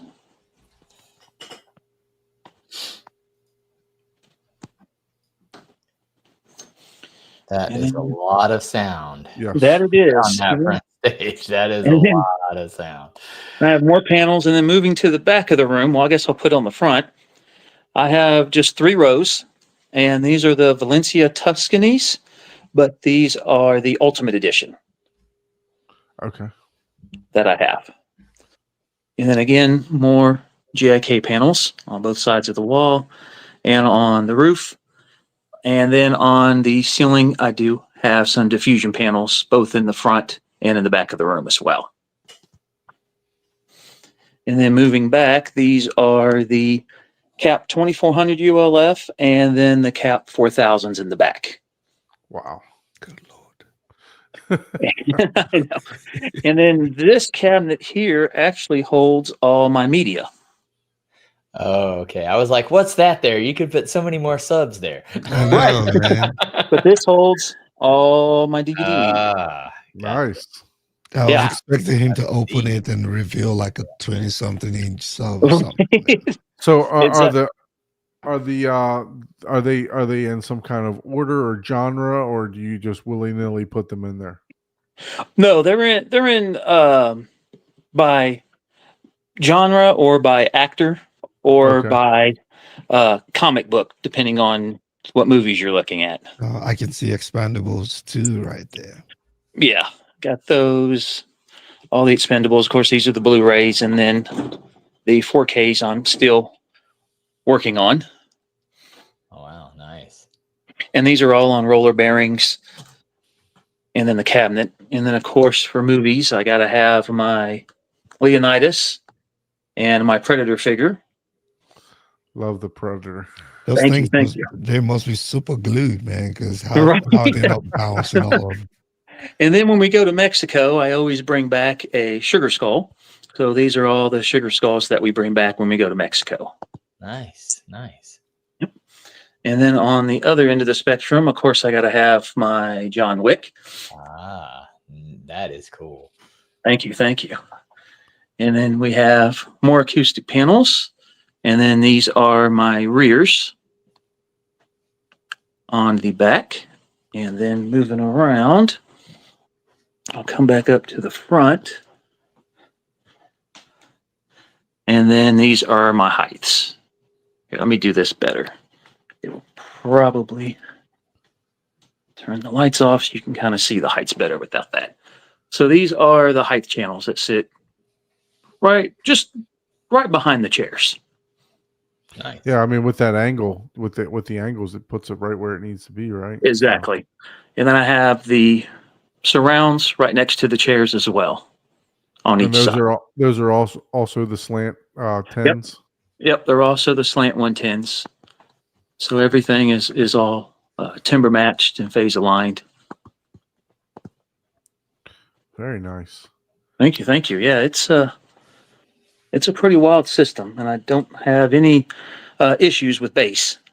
I have more bass than I could possibly want, and then of course I have to have my other John Wick poster over here just to fill up the space. I just think that's just a really cool picture. No, it definitely is. So as you can tell, I'm a John Wick fan. You're looking forward to the ballerina? Oh, definitely. Looking forward to that, and looking forward to the John Wick 5 film that's in the works. Yeah. So, Mad VR with the television. I've not seen that combination before. Did you see a major difference when using the Mad VR with the television? In the tone mapping, I did quite a bit. I really did. You really don't realize what you're missing when it comes to tone mapping. Basically, skin tones of people. I mean, it's just incredible. You actually see, the correct skin tones on people. Fire is not orange. It's the same color that it should be. Well, it's not a bright red. It's a nice orangish tone, the way fire is. I mean, yeah, the tone mapping is phenomenal, and especially on dark scenes, that really makes a big difference on the darker scenes as well. So, yeah, it does make a quite a big difference on it for TVs as well. And did you have someone calibrate your Mad VR and your television? The television I had calibrated when I bought it. The Mad VR, I bought that from AudioVice, and they calibrated it remotely. Okay, very good. Yep. And the biggest thing I like about it is, of course, the linear stretch. No more black bar. Yeah, that's great. Yeah, that was worth the money in its own. Yeah, the black bars on the TV just drove me insane. And exactly. Yeah. And low to high says he uses a Mad VR with an OLED. It's definitely a difference. So yeah, so very good with that. Yeah, then I was glad that they decided to come out with a more affordable unit for everybody. I mean, yeah, pretty cool. Definitely, yeah. Yeah, I've got a lot of sound, and for the subs, I mean, I tuned everything, calibrated everything with Arc Genesis. I didn't have to use anything extra or added. I made some tweaks in Arc Genesis, but everything came out the way I wanted, and the sound sounds perfect. So how loud do you listen? Do you watch movies? So I don't know if anybody here has an Anthem. Which one do you have? You have it's got the 90. Yeah, I've got the 90. Oh, okay, I have the 70. So, yeah. So what volume is your reference level at for you? Jeez, I never actually even gone to reference, but I think it's 0. 15 is what I listen to. Mine is at my reference volume, since I have so much headroom, is minus 35. Whew. and I'm pushing, 75, 78 dB. I usually listen to it minus 30, and I'm pushing the speakers in the 90s. The subs are hitting anywhere between 116 to 120. Wow. And I have a lot more room to go, but my house can't take it anymore. Yikes. Yeah, that's the I was going to ask you, so with the because you have 6 subs in there, correct? I have 6 subs, yes. So with the AVM 90, it has 4 sub outputs, right? It has 4, yes. So the JTRs back here are slaved to one another. Okay. So that's one output. All right. Yeah, I was wondering if you ran like a mini DSP or something like that. And what about a control system? Are you using like a Harmony or what type of remote system are you using for your all your stuff? Currently, I'm in the market for a new remote. My Harmony died, and so I'm looking to see what else is out there.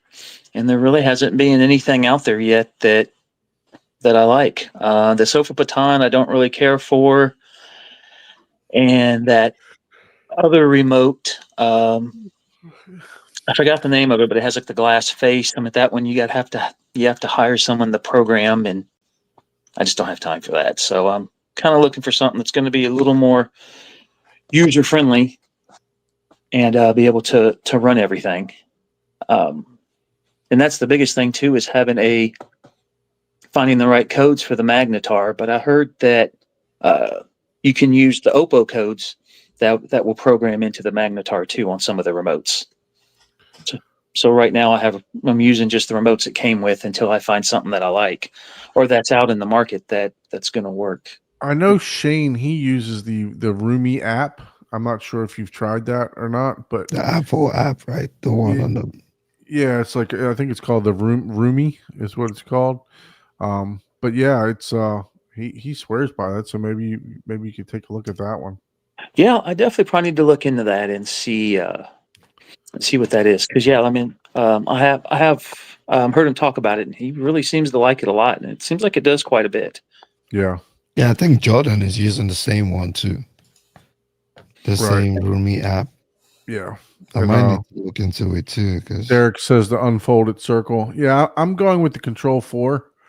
Okay. I know. I mean, I know you have to have an integrator program it and stuff like that, but if you're not changing a lot of stuff in and out, I don't think you're going to have an issue with it. You know what I mean? Exactly. So, yeah. Unfolded Circles sounds and looks promising, but we've been waiting on that thing forever, man. yeah. So then we're not seeing any out there yet for review, at least. Yeah, so I'm just kind of holding off until something, hits the market that everybody likes, and it'll do what I need it to do. So, as far as your GIK panels, did you go through the whole consultation with them and for them to tell you where to put, your speakers, your excuse me, not your speakers, but your panels? I did have a conversation with them, and I decided to do my own Okay. on there, which I think I did really well. The room is definitely tamed down quite a bit. There's no echo in here, but it's not over deadened either. It sounds really, really good, and I'm really, really happy with it. And I think I have just the right enough panels. And when I've watched when I've watched some of Anthony Gramani streams and things like that, and I've got to talk to him at M-Wave. He even said, about 20% of the walls is really all you need. Right. And I have that, and I don't think I need any more panels. GIK was trying to sell me a lot of bass traps, but I don't think bass traps are really going to help this room at all. Yeah. With 14, 18-inch woofers. It's going to be tough to stop 120 dB of bass, right? So Exactly.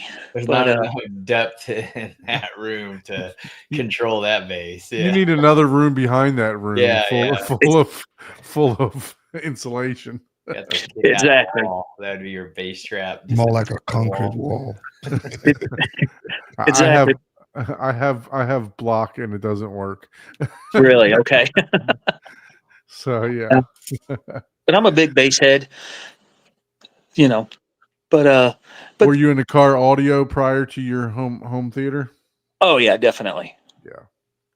That's seem like most of our bass heads come from car audio. Yeah, absolutely. Man, this is a phenomenal looking room. You've done a fantastic job with this. Thank you, man. I think I worked hard at it, and it's everything that I wanted, and it turned out to the way I wanted it, and the sound for me is perfect. I mean, there's nothing that I would change. Skylake is asking if you plan on painting the room. I may paint it someday. I'll probably do that maybe later on this year or maybe next year. I just wanted to get the system in calibrated, see what it sounded like, and then I'll probably eventually paint the room. Definitely need to paint the white ceiling and probably go with like a light gray and maybe do some different tones on the walls for sure. Yeah, my one of the guys that was on the show early when we first started, Jonathan, he had a big TV in his, before he went to a projector in his theater, and when he painted his room black. I mean, not the whole room, but the front wall, and that TV looked like it was floating. I mean, it made a major difference. Okay, I'll have to definitely look into that. And the reason why I went with a TV other than a projector is the biggest thing is these gigantic subs right here are about 4 feet, and then they're also a little bit over 3 feet deep. So that's kind of hard to kind of fit behind a screen on there. So, what do you have a room behind that? There's an attic behind that. So essentially, if I wanted to cut the walls open and push those back, I could, but then I would have to also re-insulate the wall and redo the wall behind there as well. So you'd still have to separate it, or not that it's not already vibrating through the whole house, but yes, the wife lets me know when I'm, shaking everything in that house and the window. We've all gotten that text before, right? It's like, oh yeah, definitely. But she's pretty cool with the system, and she enjoys it too up here, so she doesn't mind. Oh, very good. At all, yeah, and she doesn't mind the 2-channel speakers down there too, and those are 7 feet tall. Oh wow, okay. Yeah, they're pretty big. So Wade says, have you considered velvet or fabric meat? I have.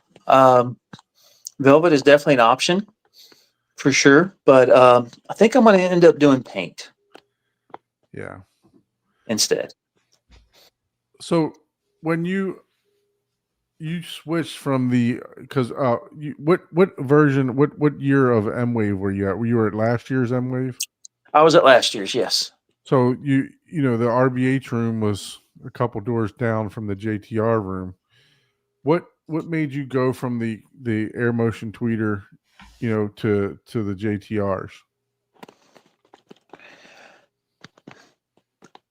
Personally, I think the horns to me sounded better than the JTR, than the regular tweeters on the RBH, because I have owned RBHs, so I do know what they sound like. And I think Jeff really dialed in his horns, because horns can be really, really harsh, especially on some of the other speaker brands. But man, these are just not harsh at all. I mean, they sound absolutely amazing. I mean, the crossovers he uses is just phenomenal. I mean, I've been super, super happy with the JTRs. I mean, I can't recommend them. And when you had the RBHs, you said you started off with the RBHs in this room, correct? Correct.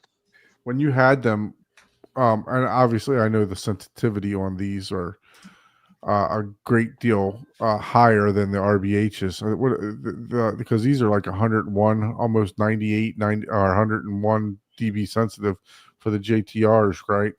And yes. The RBHs are in the upper 80s or low 90s. Upper 80s, yes. Yeah. So it obviously probably took a lot more to drive the RBHs, but were you able to get full reference out of the RBHs? Oh yeah, absolutely. Yeah, I mean, it was no problem. I mean, it was the RBH, the towers were the SX 8300Rs. Mm-hmm.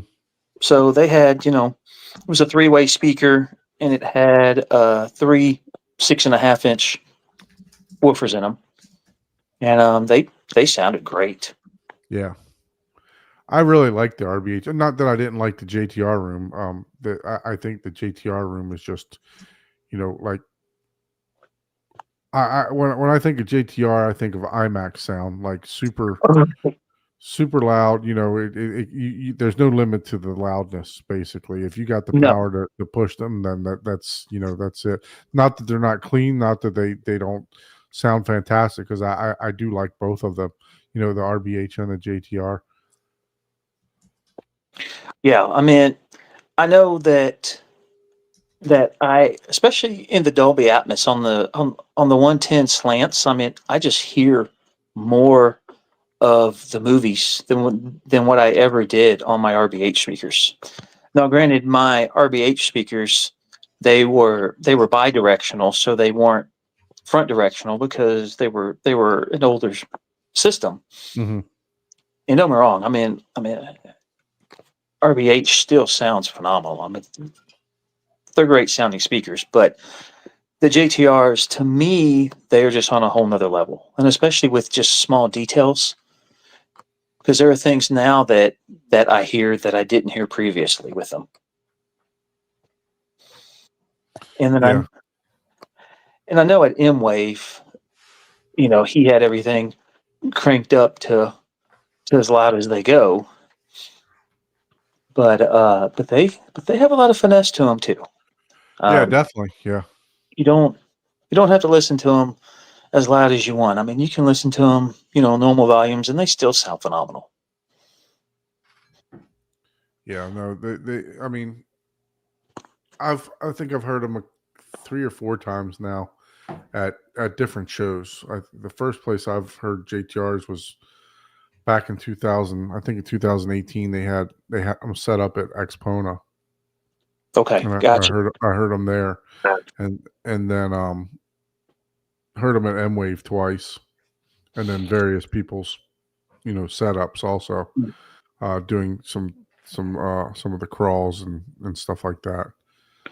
Yeah, and this was my first time hearing the JTRs was at N Wave, because my speakers just came in a week before M Wave was, Oh, so I wow. didn't even have time to even get them upstairs and into the room yet. So, I went off of what sold me on them is when Youthman actually visited the factory, Okay. and when I saw how they were put together, the type of drivers they were using, the crossovers he used. I mean, I already knew that those things sounded amazing. Yeah, they definitely do produce a good deal of sound out of them, especially with being that amount of dB sensitive. It doesn't take much to power them. I mean, honestly, you can probably power them without any external amps at all if you were just wanted to use a process an AVR, due to the sensitivity of them. Exactly. And then also what makes this room different is the PowerSound audio subs. That is a sealed sub in the front, and then the JTRs are ported in the back. Wow. And So I know you did the no. I did the no, but I hate to tell them, but the no sounds amazing. There is no difference. You don't hear a difference between ported and sealed. But don't get me wrong. You're trying to get us in trouble now. But don't get me wrong. The front subs are quite capable to keep up with the 4000. So as long as you have subwoofers that are capable within each other, you can mix sealed and subs, and they sound amazing. Very true. I think that's just a myth, because So I'm doing it. Arc did all the tuning, or did you have to manually blend those? No, Art did all the tuning. I just made some minor adjustments, but other than that, Art did a phenomenal job. Very good. Yep, I was running these about 8 dB hot, and I decided to turn them down, so now they're right at about 3 dB hot. So you're saying that the PSAs are sealed, right? The Yes. box doesn't have a port, but No. you can see the the speaker itself, right? The driver. Correct. I'll get a little closer view. So the driver, this is a fourth order driver.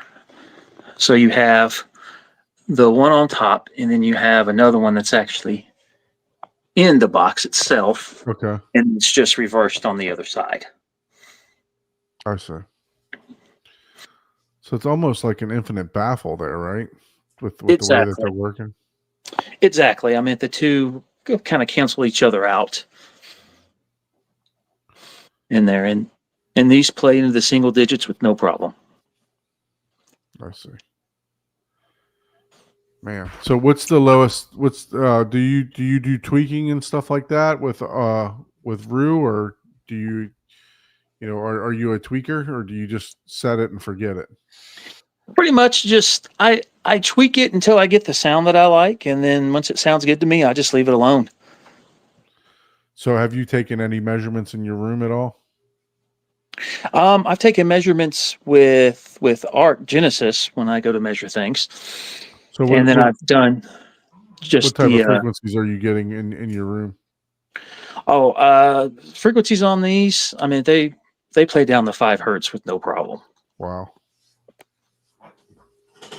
easily. Wow. And then when Haterade Cowboy came over, of course, I had to give him the Edge of Tomorrow demo Oh, Jesus. at above reference, and we had sheetrock dust on my home theater chairs when we were done. Goodness gracious. So, I try not to listen to everything as loud as it can due to that. I don't want to damage the house either, Right. or my ears. Yeah. So you were playing. So you were just feeling everything at that point. You were feeling Oh, the yeah. infrasonics. Yeah. You weren't even Yeah. hearing it. No, not at all. Man. That's amazing. Thank you. Yeah, it's a pretty crazy system, but it's Yeah, with those they're almost that the way that cutout is in those PSA, they're almost acting like a horn there, right? right. It's, yeah. It's Yeah, it's definitely an interesting setup. I've never seen the setup like that before. I've seen push pull. I've seen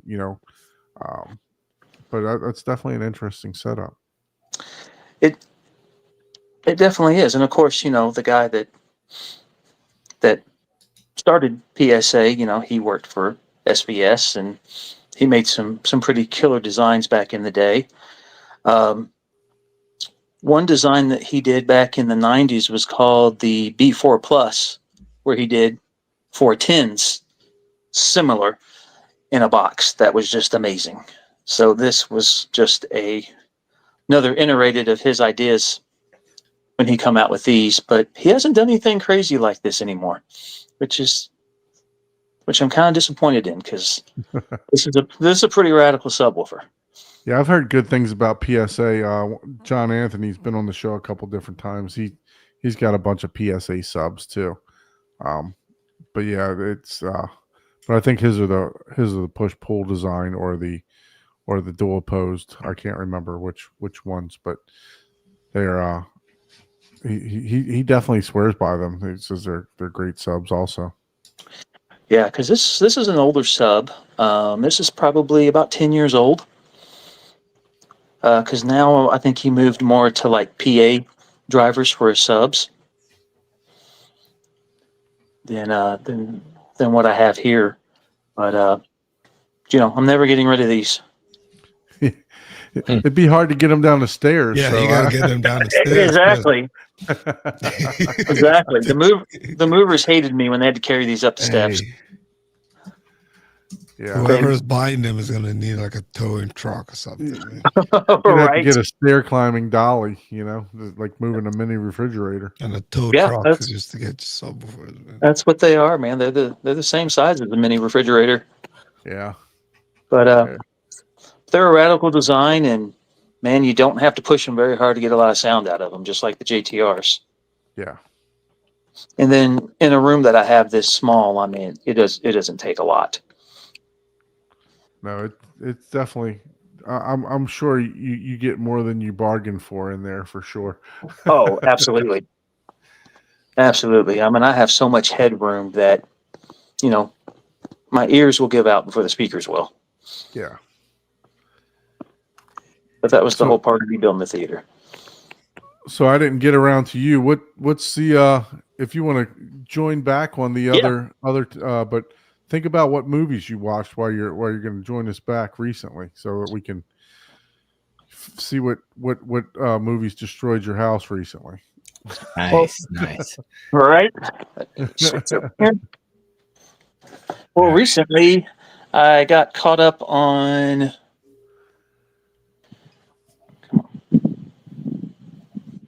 What's it doing here? Yeah, you could just figure that out. You can join us back, or you might want to. You can stay on your phone if you want to, whichever works.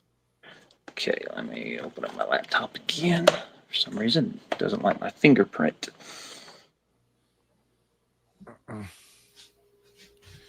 And that's a killer setup there for sure. It's Thank you, definitely thank an end game setup there. Yep. Yep. And Everybody needs. Everybody says that though, but until the next, I guess the next version of GTR comes there's out. nothing like 20-inch headphones, All right. It's like that's like, man, you are right. That's yeah, you definitely have plenty of overhead. Wait until we start getting to all 18 Atmos speakers, man. Yeah, I know. You got all that ceiling space with no subs on. I just don't understand what you're doing here. Right. Jeff is gonna come out with dual 18 Atmos speakers for JTR. Or Yeah. something. Yeah. Oh man, hang at your own risk. So Skylight points out a good thing here, a good point. You got your wides on stands to meet the seating position. Yes. Yeah. Yeah, I definitely did that. Where's that? Oh, I'll move back over here. Oh, sorry. The camera's a little different on the phone. Let's see. Yeah, so those are the wides right there on the stands. And it made a big difference because I wanted them off the ground to get more ear level when you're sitting in the chairs. Right. Now, believe it or not, there's not that much content out for wides. I think the only movie I have that uses wides is Godzilla versus Kong. That's the one that was That's on the one everybody Yeah, talked about. I was But- like, oh, I just heard wides, I think, for real. Yeah, for the and I first mean, time. It Yeah, sounds You can really always cool. use the up mixer. Yeah, I mean, Yeah. good thing those quadruple 18s are not forward facing, right? Because I feel sorry for those whites, man. Yeah, exactly. Let me get logged in here, guys. Okay, that's fine. Yeah, you can. No Whenever problem. you're ready, we'll add you back on. Take your time. What movie did you watch, Ike? Did we go Sorry. over all the movies? No, we haven't talked. We were waiting for him to Gotcha. get properly situated, and then we'll talk about the movies. So I watched Heretic. Mm. Not sure if you guys have seen that one. I haven't seen that one. Yeah, I It's, watched the new Twisters finally. Oh, That was a okay. good movie. It rinse and repeat as far as I'm Yeah, it was rinse and repeat, but they got the audio properly fixed. Eh, I think I like there the wasn't audio anything amazing with the audio to me in that movie. compared to the old version. Well, have you watched the European cut that's in Atmos and Oro 3D of the old version? Yeah, I'm the thinking Oro that's the one 3D that I version is watched. supposed to be really Yeah. good. There you go. Yeah, I've got that. So it's like, No, but it definitely was a huge upgrade from the standard. Not the Oro version. Oh, yeah. Gotcha. Yeah. Yeah, I watched Heretic. I tried to. I thought that I wasn't tired the other day, and I came downstairs to watch. Actually, E4 Superfly says Hugh Grant's best performance. He did a phenomenal job in this movie. It's a good movie. It's not a home theater movie like a reference type of movie, but it was definitely a great movie. So I would recommend it to a lot of people. It's like a thriller. Basically, I think the Jehovah's Witness girls go around and they're going to the houses, and he invites them in and goes from there. Yeah. So, Yeah. Okay. I have heard about that one. Yeah. yeah, it was pretty good. It's pretty And then wild. like I said, Psychological thriller. yeah, Nice. yeah. You can just hang up and then reconnect on your laptop. Okay. Yeah, let me do that. Yeah, that's No probably. We're here. We got you. Okay. Yeah. Gotcha. So but yeah, we did We're I thought I wasn't. We're in the official after hours red light district show. So Oh, no. Please, all no. the kids should be No. in bed by now. No red light district. No anything red light coming district. into that area This is over there. Clear Lights District, right?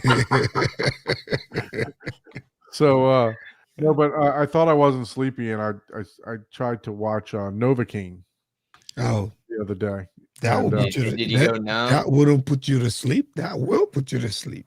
So it was I got woken up a couple times. I heard it was a good home theater experience. But after about 10 minutes of watching it, I did fall asleep, and I got woken up by a couple scenes. So I'm gonna have to rewatch that. But it was an interesting concept. Basically, it's about a guy that can't feel pain, which is my wife. Oh yeah. Okay. My wife confirmed That's that the whole- that's it is kind of like a Quaid or nobody. whatever. It's kind of like a nobody type of. yeah, exactly, like a nobody, but the guy couldn't feel pain. Yeah. So It was Jack Quaid or whatever his name is. Gotcha. yeah. So That's- started watching that. It was, I don't know, it wasn't, from what I saw, it wasn't bad, but it wasn't great. You know. Yeah, just my sleep, level of man. expectations on that is Yeah. going to be like, this is if it's a 5 out of 10, I'm going to be happy. I'm Right. expecting more of a 3 because of what it is. But if it's a 6 out of 10, I'm like, yeah, it was all right. Yeah, you know, that type of deal. It was good. But I'm not expecting any more than that.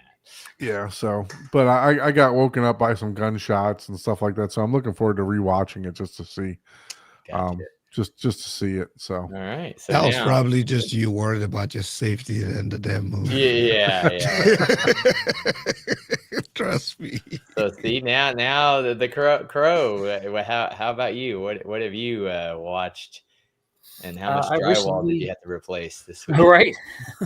I recently rewatched Mission Impossible to get ready for the new one coming out. It's already out. Okay. Yeah, that's good. That's good. I watched that much later than everyone else, so it's still somewhat fresh in the old noggin. you Yeah. watched all 7 of them?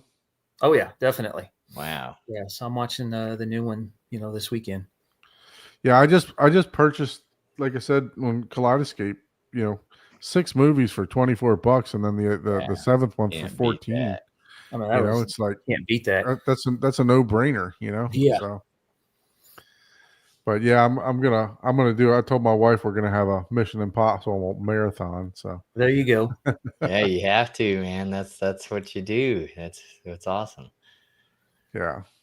So Paul, what about you? Did you watch anything? Yeah, I said the new Twisters. Oh, the The new Twisters, Twisters. That's yeah. right. Yeah, and That's I a was good like, movie, too. all right. I'm like, nah, I'm all right with the new one. I mean, it wasn't bad. It was just rinse and repeat, and it's weird because I feel like that movie may be longer, but they didn't pull you in and get you intimate with the characters as well as the old one. So Yeah. here's where I think the confusion was. So he watched Twisters. So Yeah, he watched the that's- remake. Yeah, I Oh, watched not the Twisters. new, Not the new. Okay. not the newly released. So yeah, that's what I got confused on too, Paul. That they actually, on the original Twister, they just released an updated version with Dolby Atmos. With Dolby. Yeah, Atmos. yeah, I've got that one Yeah, too. Yeah, Yeah. So yeah, that's where No, I no, got not confused that with one. that. I So didn't you watch watched the no. Twister. This was Okay. the remake that they like fast forwarded, skipped a bunch of stuff, and it was kind of all over the place. Like Okay. it was just like, oh man, this is Plus, This I is- think the remake sounded better than actually the 4K version of Twister sounded better than Twisters. Yes, in my Yeah. opinion. yes, I I think- would agree with that. Yeah, that's my point. I was like, I don't know what you're talking about. I'm talking about the latest remake with the kids in it. Yeah, you know? yeah. Yeah. And the and yeah, it was just I wasn't. It wasn't horrible, but I would say that was definitely on a 4 out of 10 for me as far as like, yeah, nah. It wasn't like just god awful, but it's just like, nah. I'd rather watch the original Twisters with a more intimate and more appealing and understanding storyline put together than some separated, this happened to these people and I'm traumatized. Okay, let's skip to this. Let's skip to that. Let's, you're just dropping like big nuggets of information with no backstory in it on any of that information, which kept the thing moving fairly quickly. So, it was as if you watched a movie via 30-second TikTok clips in like 5 minutes type of deal versus, I don't even know how long the old one versus the new one was. Maybe the old one was really, really longer, like the original. But the old one just had more depth. Like you got to know each and every character, like at some level, maybe not as deep on all of them, but definitely the main characters you got to know. But anyways, that's what I watched. So yeah, Skylake knew what I was talking about. Yeah, right away. He's like, no. He's talking about the new. Mhm. Yeah, exactly. He knew. He knew right away. He's like, no. He's talking about this one. He's got to be. It's like, yes. I said the S, but it's that's just it. It's like that movie's titled the same. It's like rinse and repeat, but like, we're just gonna give you the cliff notes of this of it for the new generation. Right. So Wade's talking about the 4K version of the Kill Bills. I've heard those are very good too. Yes, I have those. I freaking thought about buying those. I didn't because I'm also a disc collector too. And then I was like, maybe I will. And then I went to like 3 or just happenstance, and I was looking, and I was like, oh man, they were sold out at all the other locations except the first one that I went to, and I was like, oh man, I better get those. Those are apparently they're hot, and they were still at the first location I went. Nice. And I do want to watch those again with the Dolby Atmos. That's Is it 1 and 2 that has the Atmos? yeah, it's Kill Bill Mhm. 1 Volume 1 and2. Kill Bill Volume 2. They re-released them with 4K and Atmos. Yeah. Man, that thing is $80 on Amazon. Whee, for both. Oh wow! Ooh, Yeah, wow. And you got to pick them up at Walmart, man, when they're out. I know, right? 'Cause I don't think I paid that much for them. I had to walk around all the I think Walmart. that's somebody individually selling them, not Yeah. like a yeah. Yeah, that's weird. Let me check. Yeah. Yeah. Yeah, the Amazon for just one disc is $27. Yeah, okay. I was gonna say that seems. all right. So yeah. Let me see what they're priced at on Kaleidoscope. Now I think I might have gotten the steel box sets just because. Oh, that's you what got they a steel had. box? Yeah, Do man, they you even got have nice a steel ones. box? Yeah, You have a steel box? Man, that's a think good so. movie, man. I could be wrong. I Here don't you know, go. man. Once I get them, I open them once, I back them up, and then they go into storage. If I see it now, I'm buying it tonight. The Oh, steel dude, book, it's if yeah, it's available. I was like, oh, How man. much is it? $19.99 on Kaleidoscope. Yeah, there you go. You can Nice. choose what you want to HDR or Adobe Vision. So And I want the version I can touch. $3,000 and $3,020. We want the I want version it we can for it. touch, done. you want the version you can touch. Yeah, I'll yeah. take my digital version. Oh man, Oh man. a lot less STDs on that. Oh I don't man. have to wipe the disc clean. Oh, That's what hand sanitizer is for.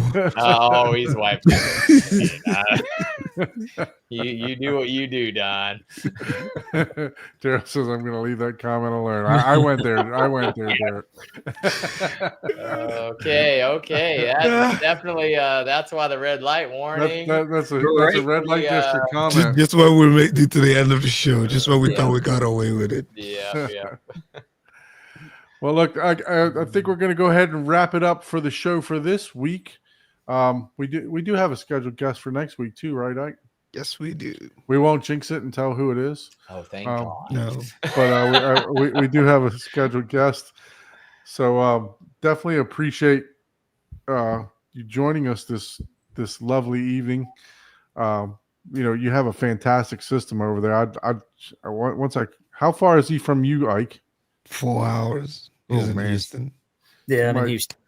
I'm You gonna might have to make drive that. all the way Yeah, I out was there. going to say you're going to have to make a trip out there. You need to come down to Texas, Don, so we can do a tour, man. Right Yeah, there no. you go. Oh, what And we happened? just lost your camera. Just lost my camera. That's crazy. Thanks again for having me out, guys. I appreciate being on the All stream. right. Thank you so Hey, much. Appreciate You're showing always us- welcome to join us, man. So, Yeah, your neighborhood theater, because we know the whole neighborhood. I know, right? It's It's not experiencing your that. personal home theater; it's a neighborhood theater. 'Cause, Yeah, that's the neighborhood theater right there. hey, your neighbors just need to try to figure out what movie you're watching, turn it Yes. on their TV, and mute their own TV. And There then you go. join us. Exactly. You get the bass. I can name that tune in 3 notes. Yeah.